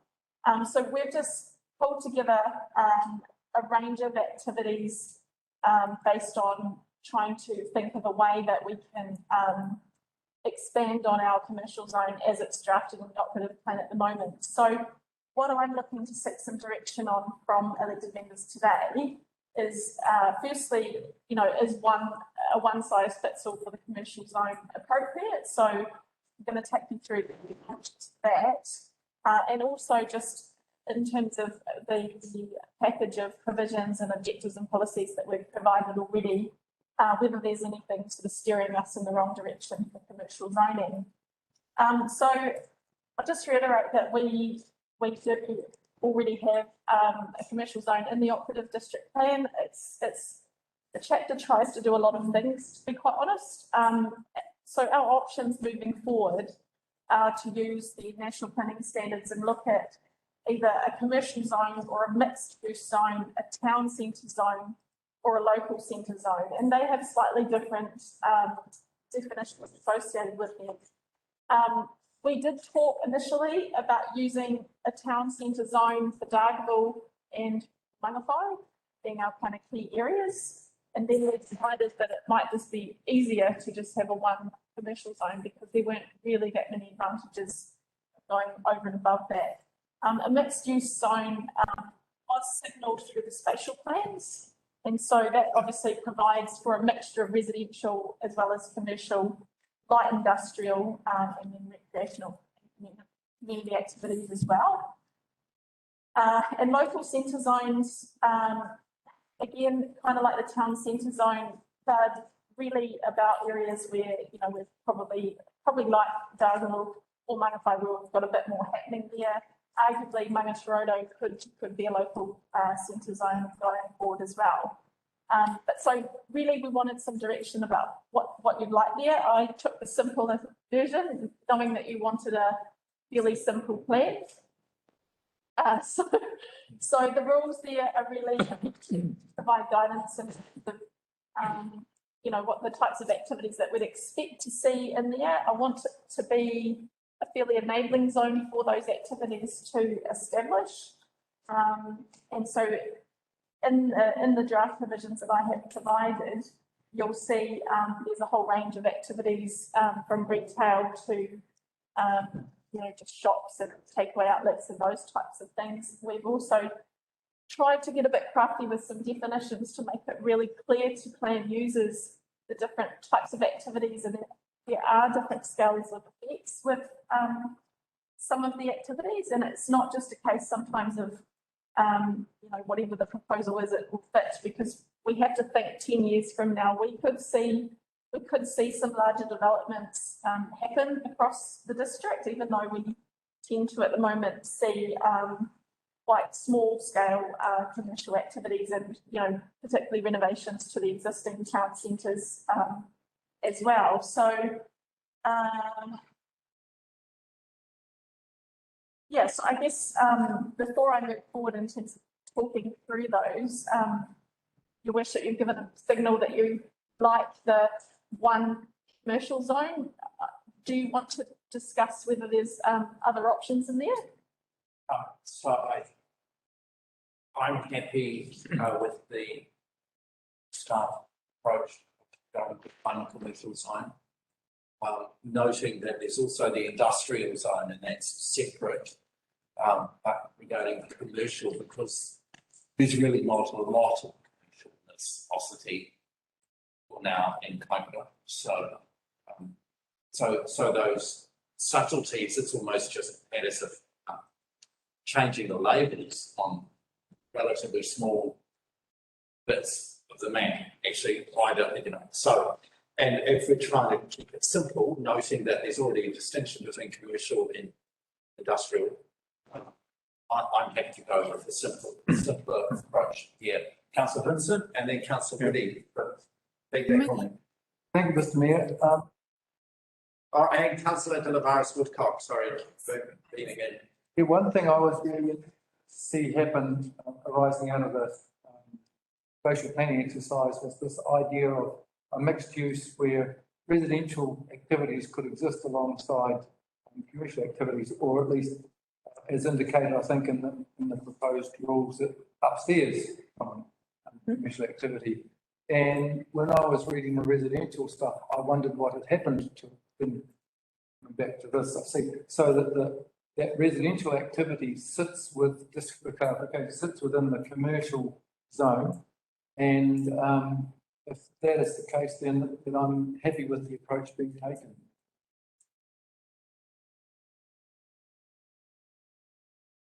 Thank you. Thank you, Councillor Weddy, and then Councillor De La Varis Woodcock. Yeah, I think we're for a community with, for a district with such relatively small urban areas, I think we should simplify it and keep it to one commercial zone. But I am conscious that particularly as we progress and we get more population moving into the district, there will be potential for commercial development which will have residential on this first floor. And I think whatever we do, we've got to make sure that that is not excluded if we limit it to one commercial zone. So I'm happy with that direction going one, but making sure that it's not too restrictive in terms of allowing, because that's a very worthwhile contribution into a commercial area if the demand is there for making residential on the first and second floor of a building. Thank you, Councillor De La Varis Woodcock. And if you, just to make sure your voice is clear, if you could just turn your camera off, I can see the internet's playing up there for you. Okay. If you just turn your camera off. Yeah. So my camera's off and you guys can hear me, you people? Yep. Can you hear me? Yes, we can. Just please keep your camera off. Thanks. Yep. Okay. Well, I think that our Kaihu district plan needs to be as flexible as possible, because the world is changing so completely fast and we have different sorts of behaviour now than we've ever had before. And I think if mixed use zone allows us to have the flexibility where people are not in cars, they're you know, they're professionals or they've got a small business and they're you know, we want to have people in our existing town spaces, but we also need to have the ability for, you know, social change to encompass that in that direction. And it's all about, you know, traffic and transportation. And so mixed use, I once again, I'm not a planner, but I imagine that that would give us more flexibility, and it would also encourage more livable space. Like, one of the points when I read through the agenda I'd like to question is whether or not 10% greens planting is enough if we want to have kind of livable urban places with, you know, so you want to create, people love to live where there's pocket parks or just a stand of trees and some shrubs and a park bench. You know, if you're making a choice to live in a commercial area, it could still be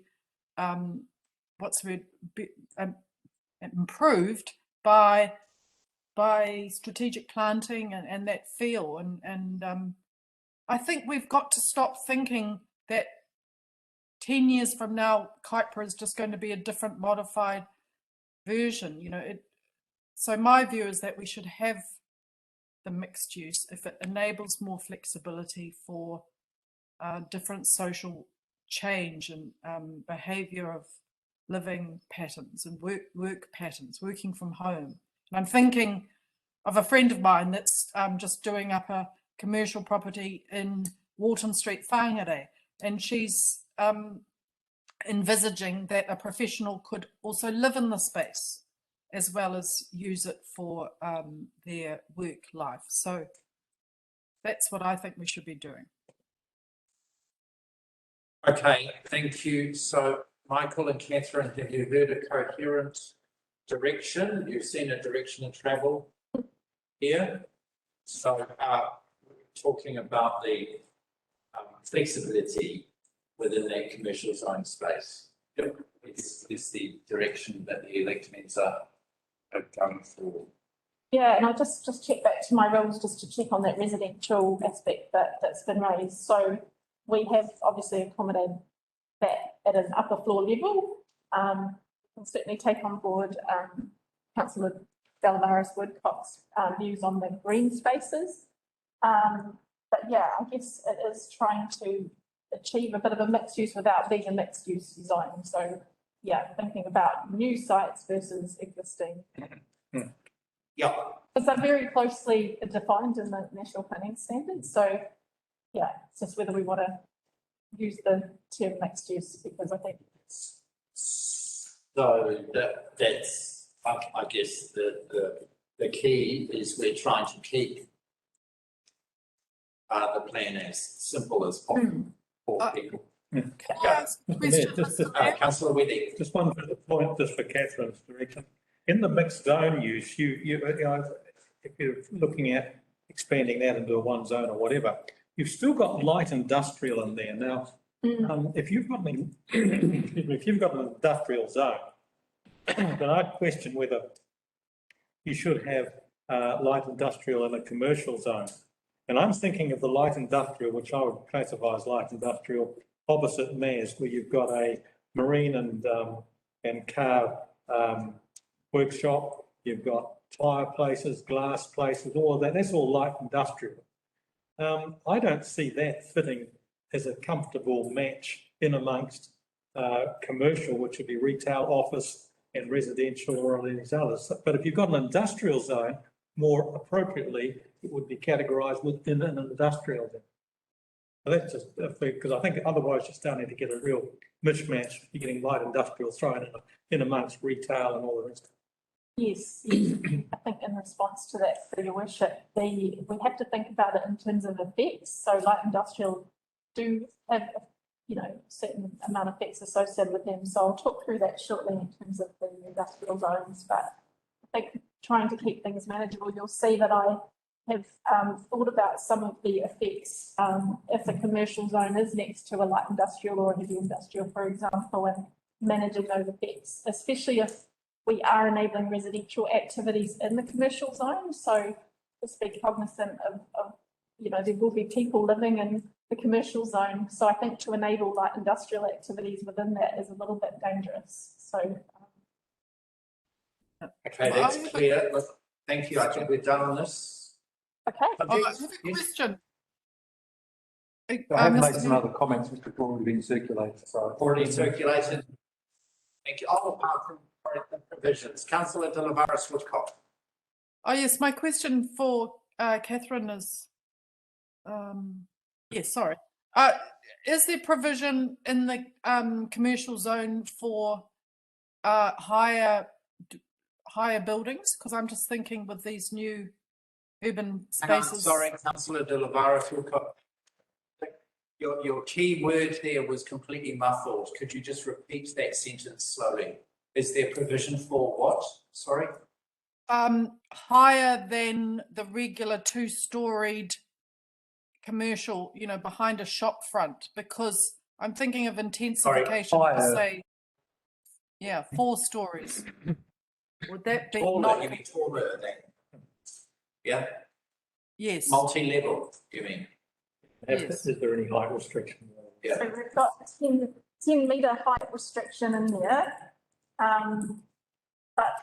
But there is a proviso with the exception of if it's right next to a residential or open space, so that we do have a height in relation to boundary requirement there, because you don't want to have a 10 metre building right hard up next to a residential zone. So they would be governed by daylight angle restrictions, for example. But 10 metres is quite sufficient to get generally a really high building that's just scoping in at 3 stories. Okay, thank you. We've got a technical issue that on my screen right now, we're still a couple of screens behind what's on that screen. Still okay on mine. So it might be just your one trying to read it on my minutes. Yours drops off the connection, it'll come back in the moment when the connection's clear. Okay, so I'm showing that one.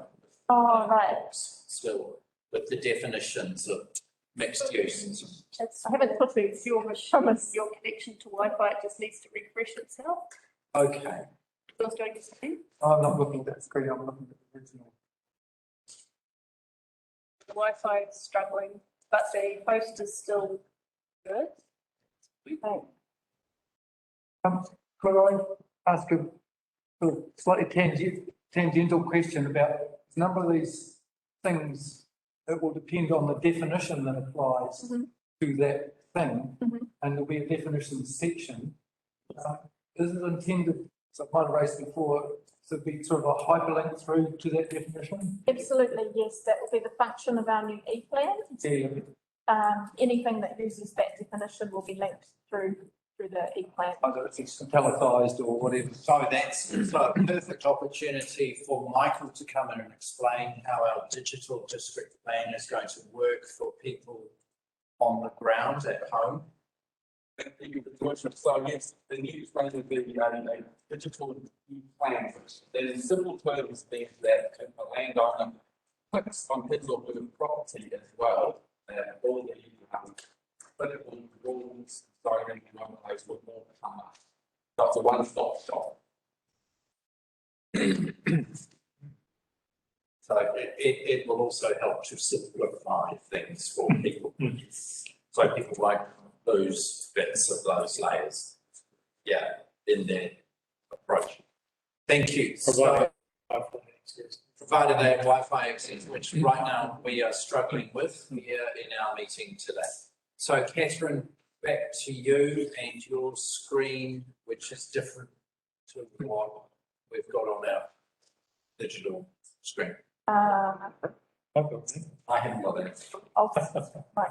I think this picks up on the question that Councillor Vincent just raised around the definitions of activities. So I was hoping for some direction around size and scale of activities. So in this slide up on the screen behind me, I'm looking for some direction around retail activities as permitted activities. This is what could happen, you know, as of right with a building consent, obviously, but my current thinking is about 400 to 500 square metres for a building, which is fairly typical across plans. The current operative uses 400 at the moment. Supermarkets is obviously a bit bigger. They usually have, you know, thinking of Countdown or New World, for example, and as a permitted activity, 1,500 to 2,000 square metres, which is a fairly sizable building. And then integrated retail just being a little bit bigger than that at 2,500 to 5,000 square metres as permitted activities. So these would be enabling commercial development up to that kind of size and scale. So I just wanted some input into whether you thought that those sizes were appropriate for Kaipara. So I've got a dumb first, and we'll get to Councillor Wethy with a sophisticated question. So my dumb question is integrated retail jargon for big box retail such as Bunnings or Mitre 10 Mega or it could just be simply like boutique shops in amongst, say, like a supermarket. So what would be a good example? Thinking about the old warehouse in Whangarei, where they've got a Subway and I think a cafe next door. So just, it could be big box, but it could just also be some separate shops as part of a big shop or a collection of shops. mall. Given a definition to that too, Richard.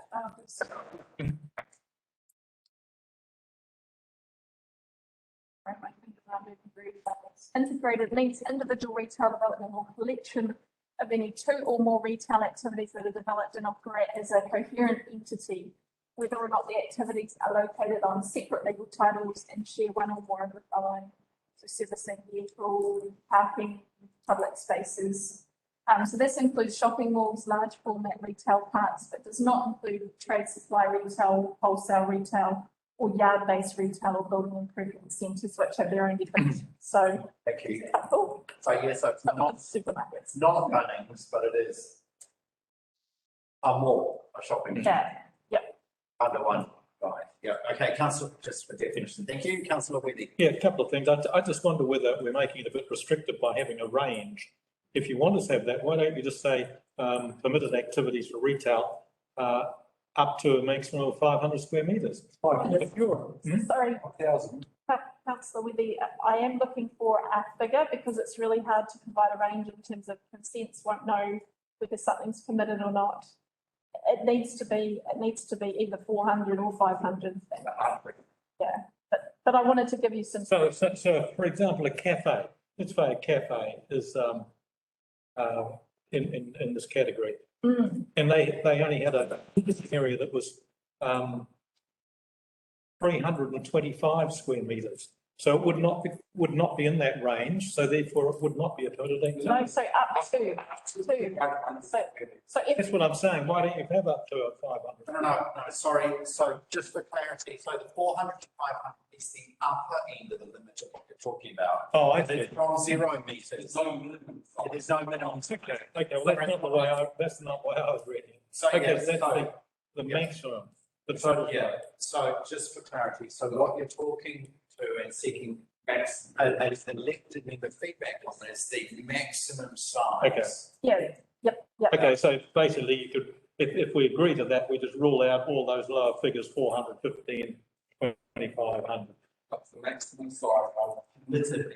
Right, yep, no, I'm happy with that. If you rule those ones and just have the upper limit. Now and the mayor just raised the issue because we are going to get a Bunnings or a Mitre 10 or somewhere over here fairly shortly. That's going to be, may not be as big as the big ones, but it will be certainly.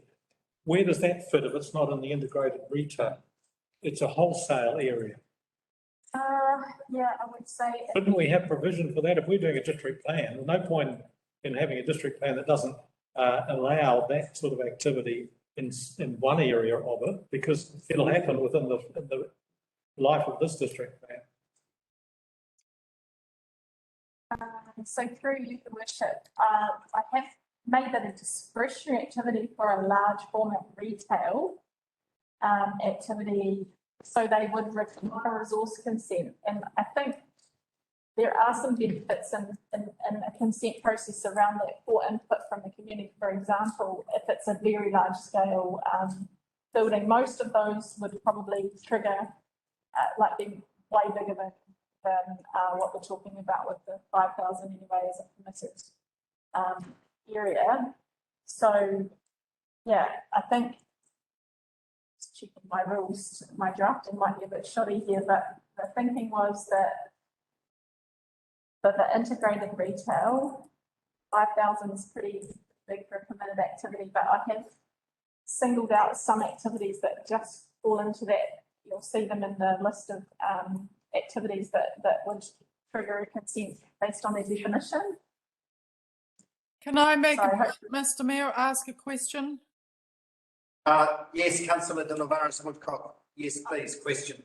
Catherine, I'm thinking about the problem that there's a lot in Auckland suburbs of where there's no supermarket, there's no fruit and vegetable shops, and it has a terrible effect on people's well-being because there's fried chicken shops and alcohol shops and vaping shops, but you know, you can't buy a vegetable if you tried unless you got in a car. So could we have small supermarkets, maybe, you know, like smaller than the 1,500 to 2,000 square meters?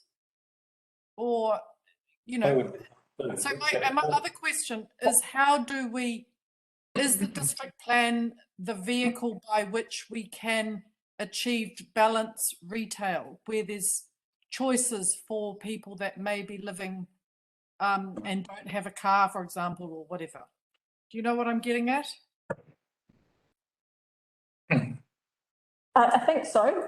So in response to your first question around the supermarkets, remember that will be the size requirement that we're looking at is for the permitted baseline. So anything smaller than that number would be permitted, and anything above that would require a resource consent. Okay. So at the moment, the direction I've had is that we like the upper limit of the numbers I've put up on the screen. So supermarkets, 2,000.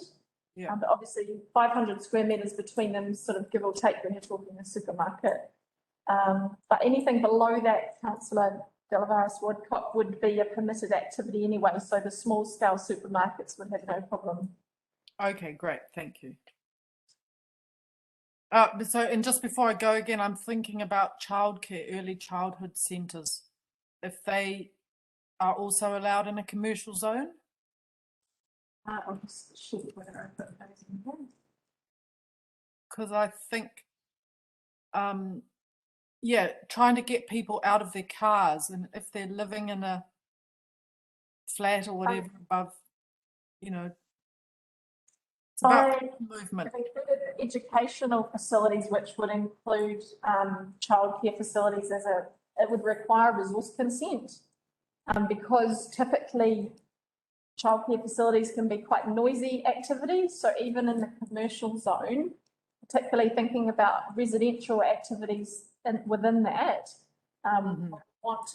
we'd want to make sure that we're having a good look at those activities in terms of their effects, based on numbers, etc. Thank you. Those are my questions answered. Very good. Thank you, Councillor Vincent. Thank you, Mr. Mayor. I would make it a whole lot simpler, and total size retail activities as a permitted activity, the maximum size is 5,000 square metres, and not restrict a particular use unless you want to put it in a different zone.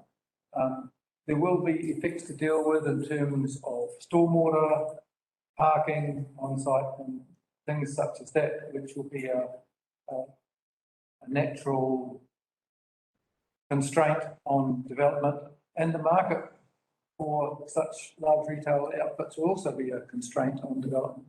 And I just think it's an unnecessary restriction that we don't need to trouble ourselves with, in my opinion.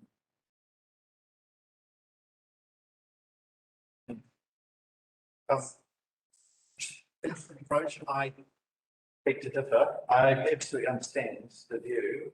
I think that there are shaping tools that the council can apply here.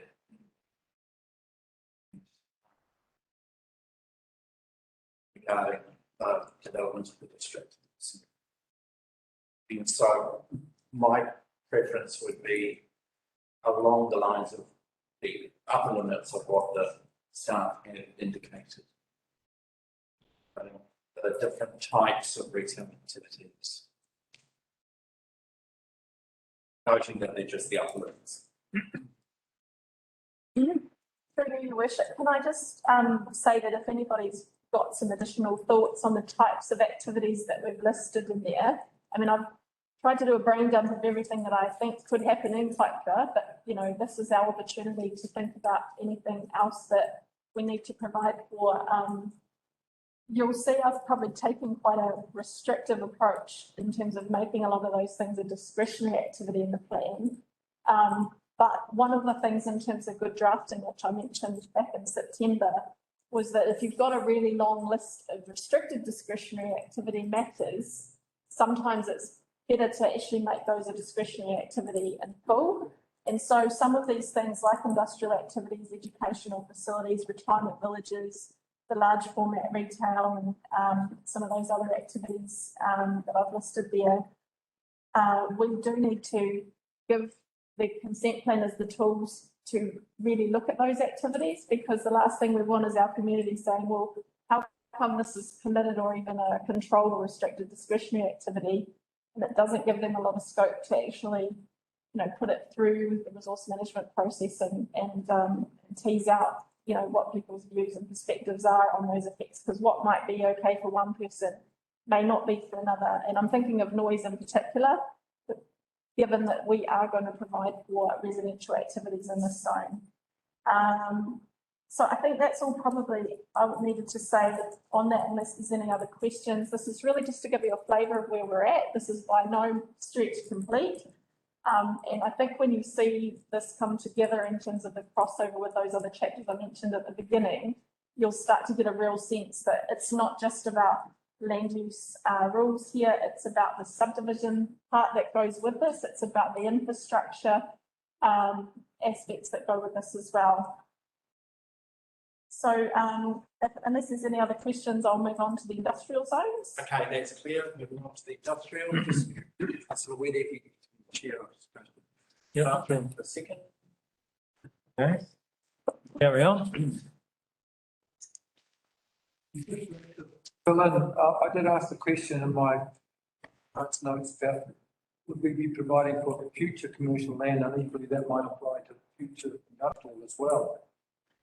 Is that going to be something included in the plan? We're going to have a conversation about that with elected members this afternoon, Councillor Vincent. Yeah. Okay, up the park, that's right. Right, so I'm just going to have a quick drink.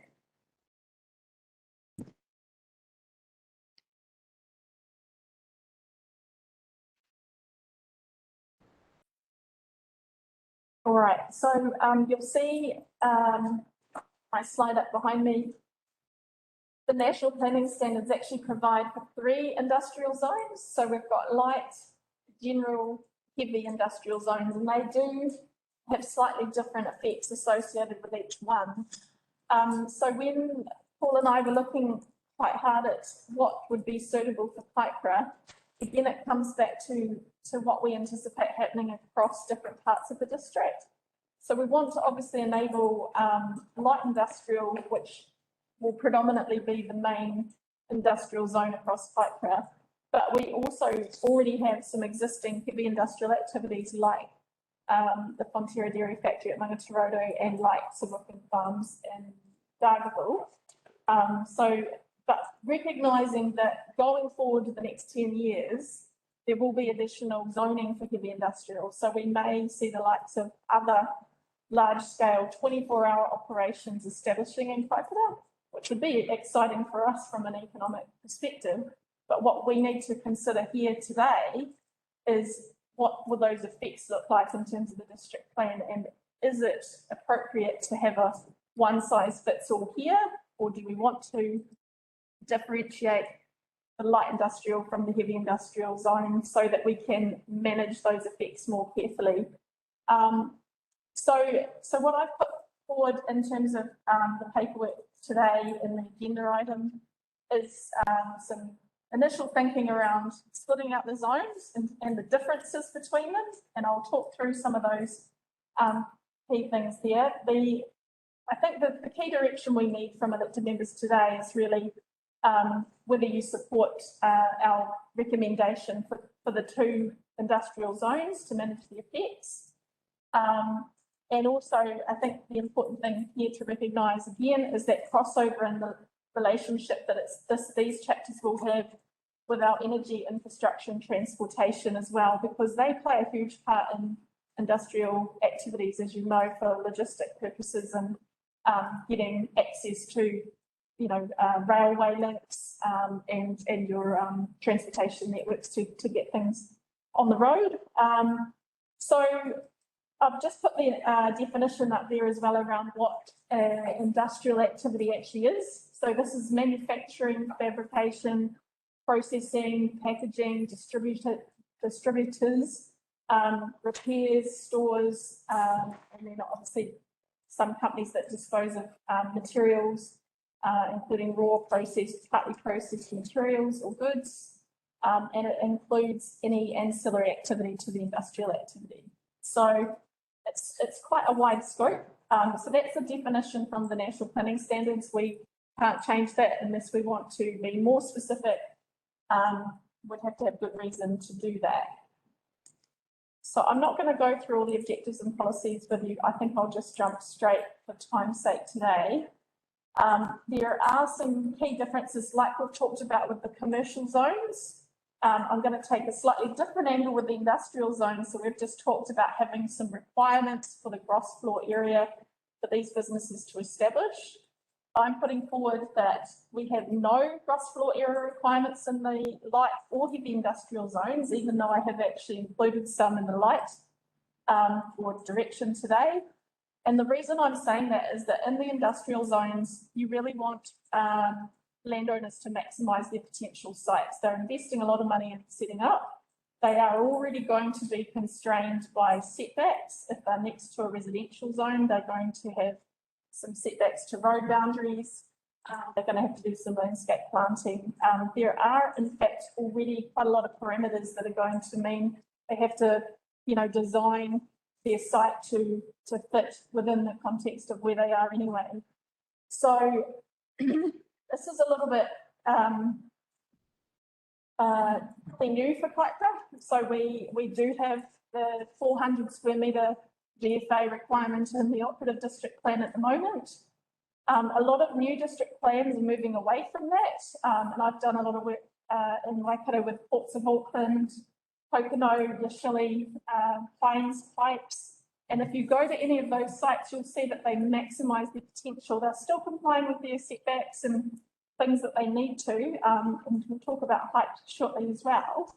But they generally want to design something good that doesn't look ugly as well. So they will typically do a good job on that front. So I'm certainly seeking direction on whether you agree with me on that front. It is a little bit difficult to come up with a gross floor area that's going to suit light industrial versus heavy, because with the heavy industrial sites, you're usually typically talking about much larger sites. And that will be reflected in the subdivision provisions as well, because they won't do like a 500 square metre activity. It'll be a couple of hectares or possibly bigger than that. The other thing I need direction on from elected members today is height, and you'll notice there's a differentiation between a 15 metre height in the light industrial versus a 20 metre in the heavy industrial. And you're probably thinking, why the 5 metre difference? But it purely comes back to what types of activities you're going to see there. So with heavy industrial activities, and thinking dairy factories with large, I'm thinking of an example being like the milk powder processing plant at Mangatroto Dairy Factory site. You'll notice they have big chimney stacks, which is obviously for the air discharges. They typically happen in the heavy industrial zone as opposed to more warehousing distribution activities that happen in the light industrial zones. So the height is really to provide for that. The other thing is in the light industrial, a lot of outdoor storage occurs. And so 15 metres is quite a height, but it also factors in things like storing containers one on top of the other and shelving for, you know, outdoor things that they need to support their activities. So that's why the differentiation in the height there.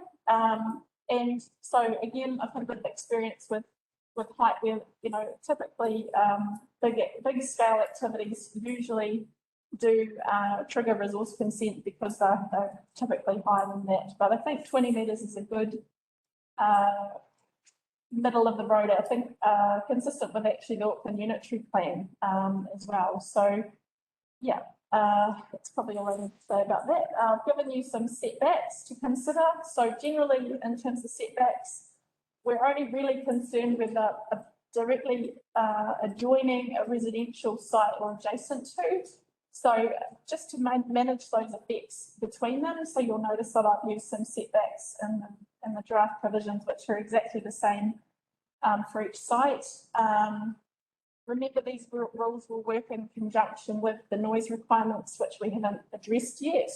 So we're doing some work with our consultants around that. But setbacks are typically for amenity and noise and yeah, just making sure you haven't got a building right next to your boundary. So I've given a bit of an indication there in terms of subdivision already. We're looking at a 2,000 square metre minimum size for heavy, which is a big change from the operative district plan, which is 500 square metres or 1,000 square metres in the overlays, but looking to keep consistency with the operative district plan in terms of the light industrial. So hopefully I haven't confused you with all of that, but if we could have some discussion around the gross floor area requirements not being in there, the height and any comments or changes on the setbacks and subdivision. So that would be. Councillor Withey. Thank you, Mr Mayor. Yeah, look, my feedback would be, certainly I don't think there's any need for 3 zones. I think light and heavy is all you need, and that's what keeps it relatively simple. The bulk of, I think, would be the bulk of the activities that are going to be within Kaipara are going to be in the light, fall in the light industrial.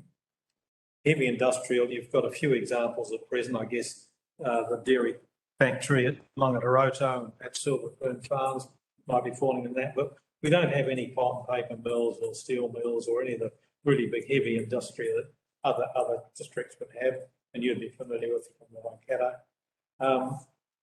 Whether they still could come up here. We've got a lot of forestry here. There's nothing to suggest that someone won't put up a bit of risk capital and put a pulp mill in or something like that. Now, I think that would have to go to a major consent at any rate, something as big as that. But I think generally light and heavy will cover most of the aspects of it. I presume you've looked at things like the smokestack height of the current things like the dairy company in Longatoroto to make sure that 20 metres is a reasonable value. Have you done that? So just remember they've got existing consents and existing use rights. Yes. So for them, do you mean for them or for? No, I'm just talking about if you're putting something in the district plan, looking about what's currently in to make sure that we're not putting something in there, but all the smokestacks are going to be a minimum of 25, for example.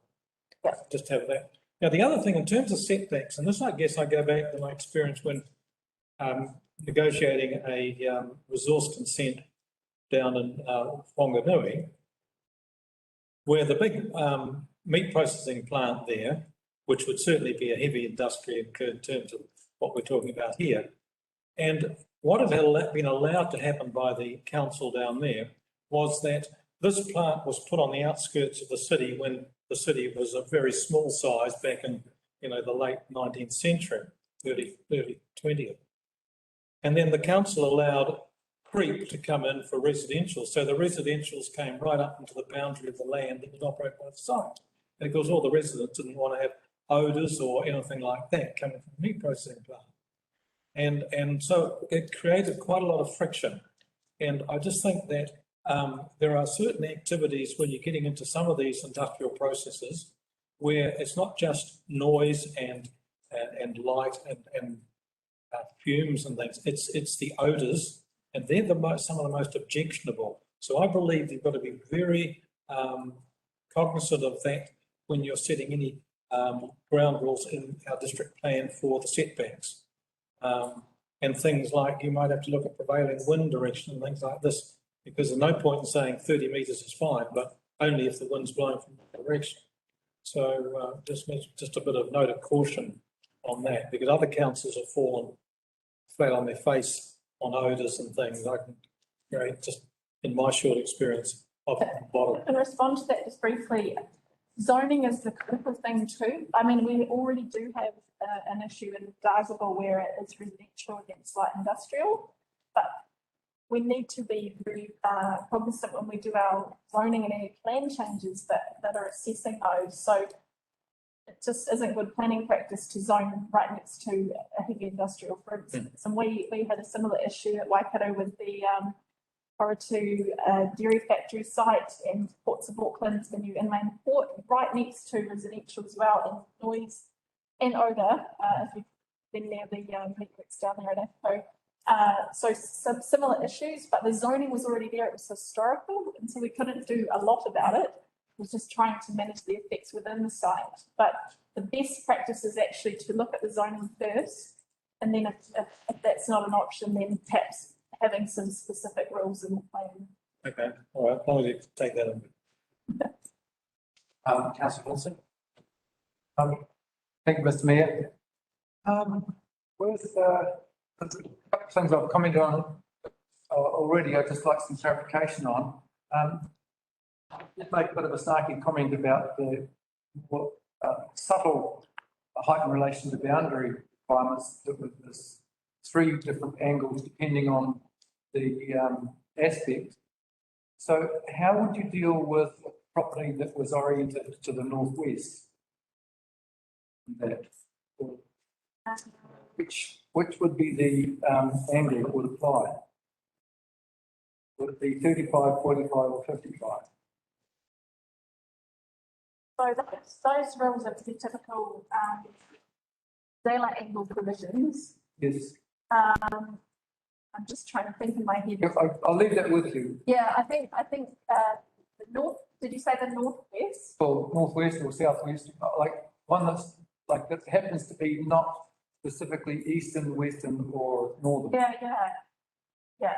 There are ways in which the planners interpret that. So I can certainly speak to our consents team and find out how they would interpret how we've drafted that particular rule.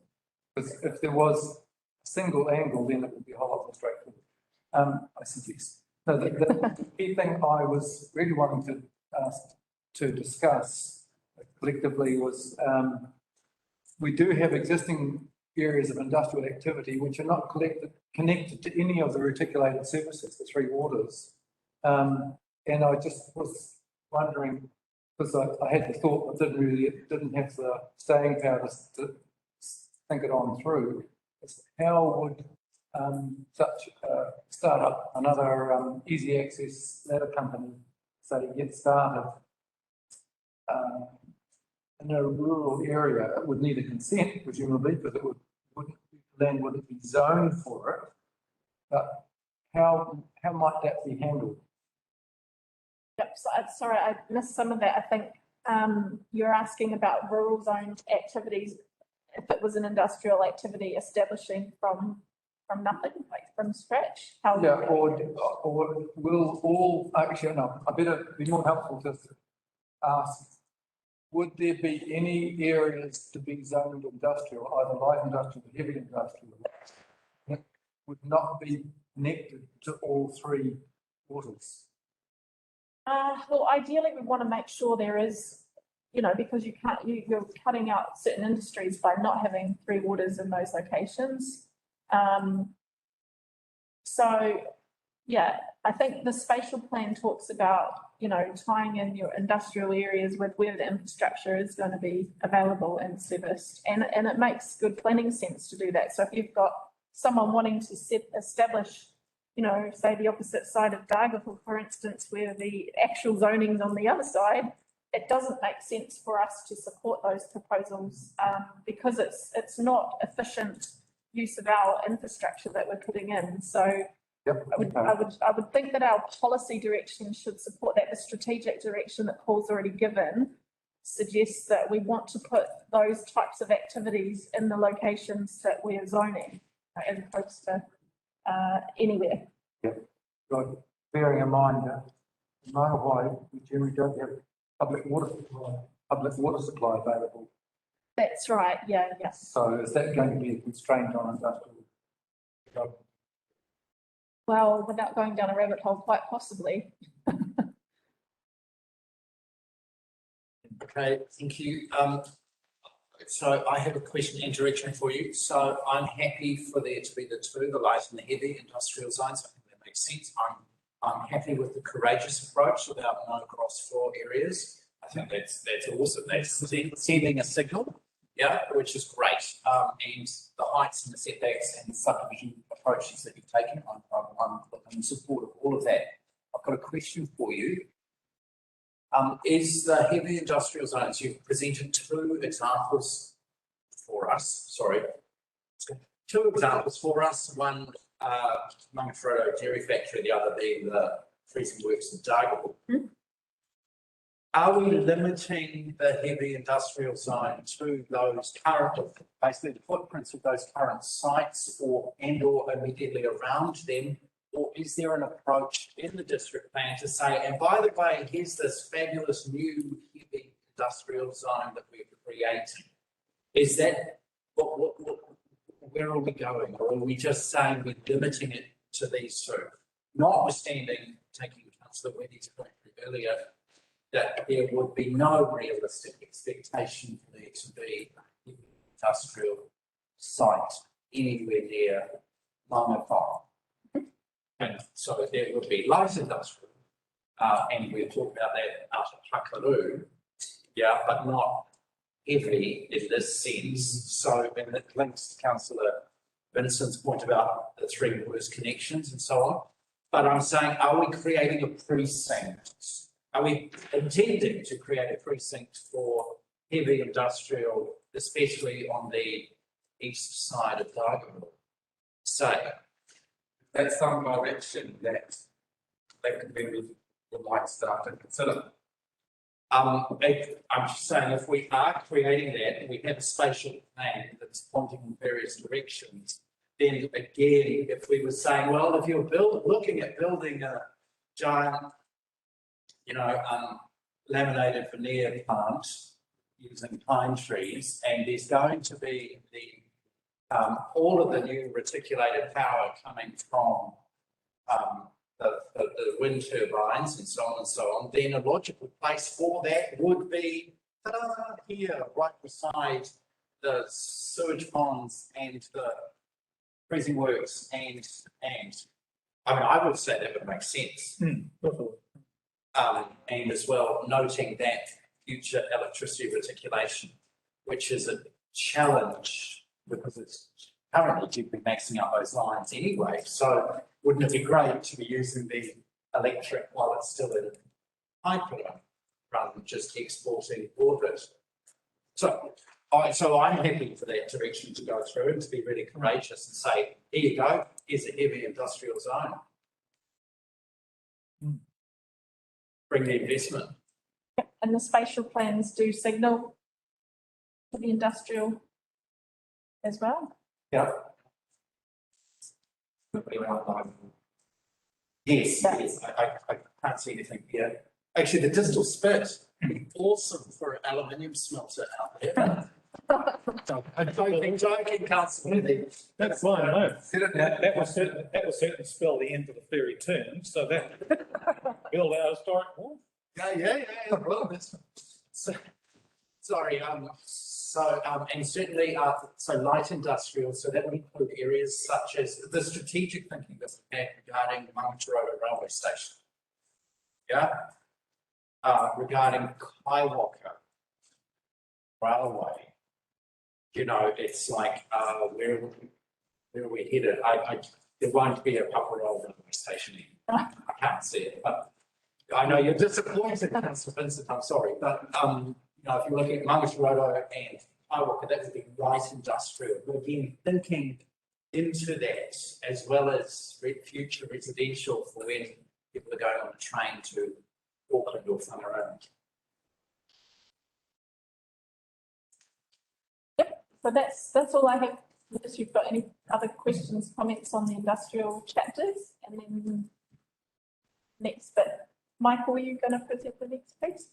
I'll stay here and I'll as well. Okay. Great, so we've caught up time, team, well done. Have your worship, and there's just 2 more slides before lunch. And these next 2 slides are how the team have been incorporating direction from elected members from last briefing into our mahi going forward. Next slide, please, Catherine. Oh, sorry. So as you recall, last briefing, we spoke about the natural environmental values, as well as minerals and quarrying and the general district-wide matters. I won't touch on everything up on the screen here. It's fair to say that staff are still considering all the direction and feedback from last briefing, but I'll speak to a couple of points here. We heard that there was a keenness and willingness to further consider permanent activity statuses for dwellings in the coastal environment, and so that's something that we are taking on board. Also, you urged us to cautiously consider the use of prohibited activity status in outstanding natural features and landscapes in particular, and so we have taken that on board specifically. And in the minerals and quarrying, we've taken on board the direction to add the Ruawai Transport hub there. And again, to just have a really close look at could an activity be a non-complying activity as opposed to a straight prohibited activity. So that's two key points there, and really sparingly look to use the prohibited activity status. And that goes with our ethos of a simple and enabling plan. Next slide, please, Catherine. We got good direction on the general district-wide matters. A couple of clear direction points from the majority of elected members last month is that there was general consensus that there was not a need for an activities on the surface of water body chapter, and so the team are no longer progressing that chapter. And similarly, we are not looking to progress policy direction with regards to the dark skies, which we touched upon last month. The general direction was to not proceed with that, but that's our movement of travel. Any further points here that elected members want to discuss? Yes. Michael, I'm concerned that the permitted activity for dwellings in the outstanding natural and landscapes, is that going to permit dwellings to be built around the vicinity of Kaihu lakes? And so that's specific, Councillor Delvaris-Woodcock, that specific direction, if I recall, was to try and permit dwellings within the coastal environment where there is no outstanding natural feature or landscape overlay as well. So it's in areas in the coastal environment not subject to overlays. Okay, because I'm concerned that there's farming properties that overlook Kaihu lakes, and that they should be restricted from building dwellings within their, visible amenity value to detract from the naturalness of that area. So it's landowners around the lake. How is that protected? Is it still protected? I can't recall off the top of my head where those the extent of those mapped areas are? Paul Vanders. Kaihu lakes are not in the coastal area, while they are in the overlay areas of the operative plan. They will not be in the coastal area in the proposed plan. They will still be outstanding activities. The still will be outstanding natural features, and it has to be before you go. A significant natural area. That decision will come later. So at this point in time, it is, there will be at least overlays that will require certain conditions, and the third overlay is a possibility. Okay, so I'm hearing that there's overlays that will apply protection. Is that correct? Excellent, thank you. Thank you. Are there any further questions or clarification?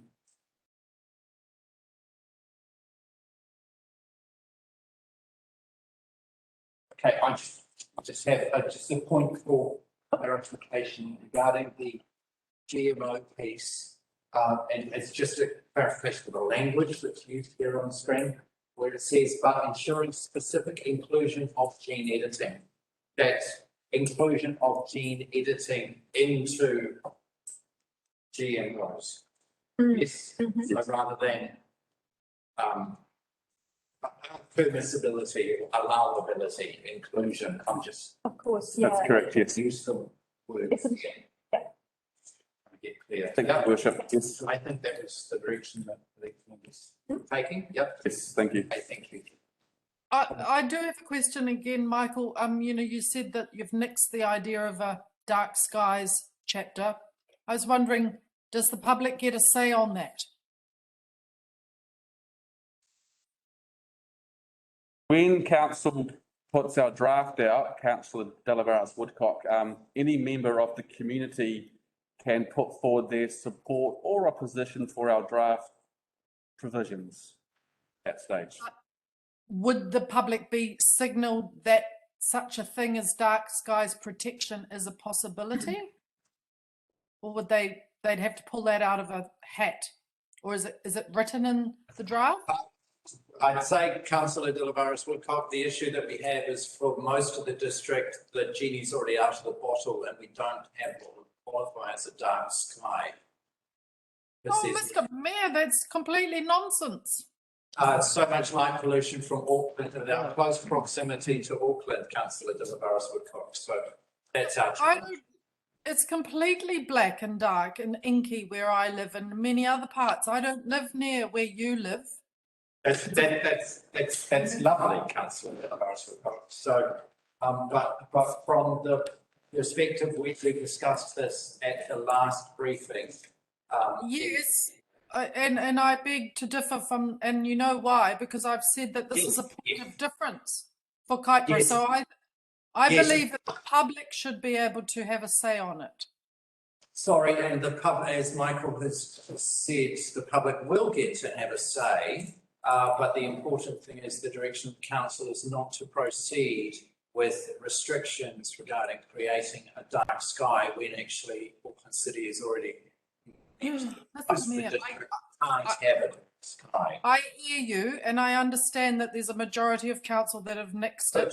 Thank you, Councillor Delavaris Woodcock. That's good. So, Michael, Recorded in the section 32 analysis. Why not, Michael? That we consider the issue. Yes, Councillor Vincent. yes. So, thank you. So, Michael, is there further regarding the October briefing to be covered at this point? No, Your Worship, that is all from us for now. Thank you. So this brings us to the end of this section of the briefing. I'd like to welcome Councillor Perno back to the table just in time.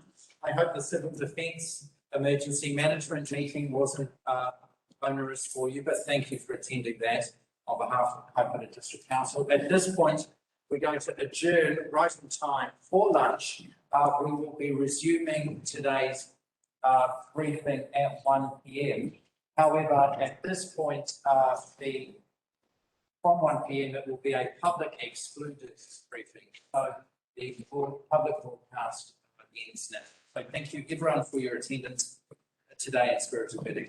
Thank you. Hold up. Have a good day. Stay safe. All behind.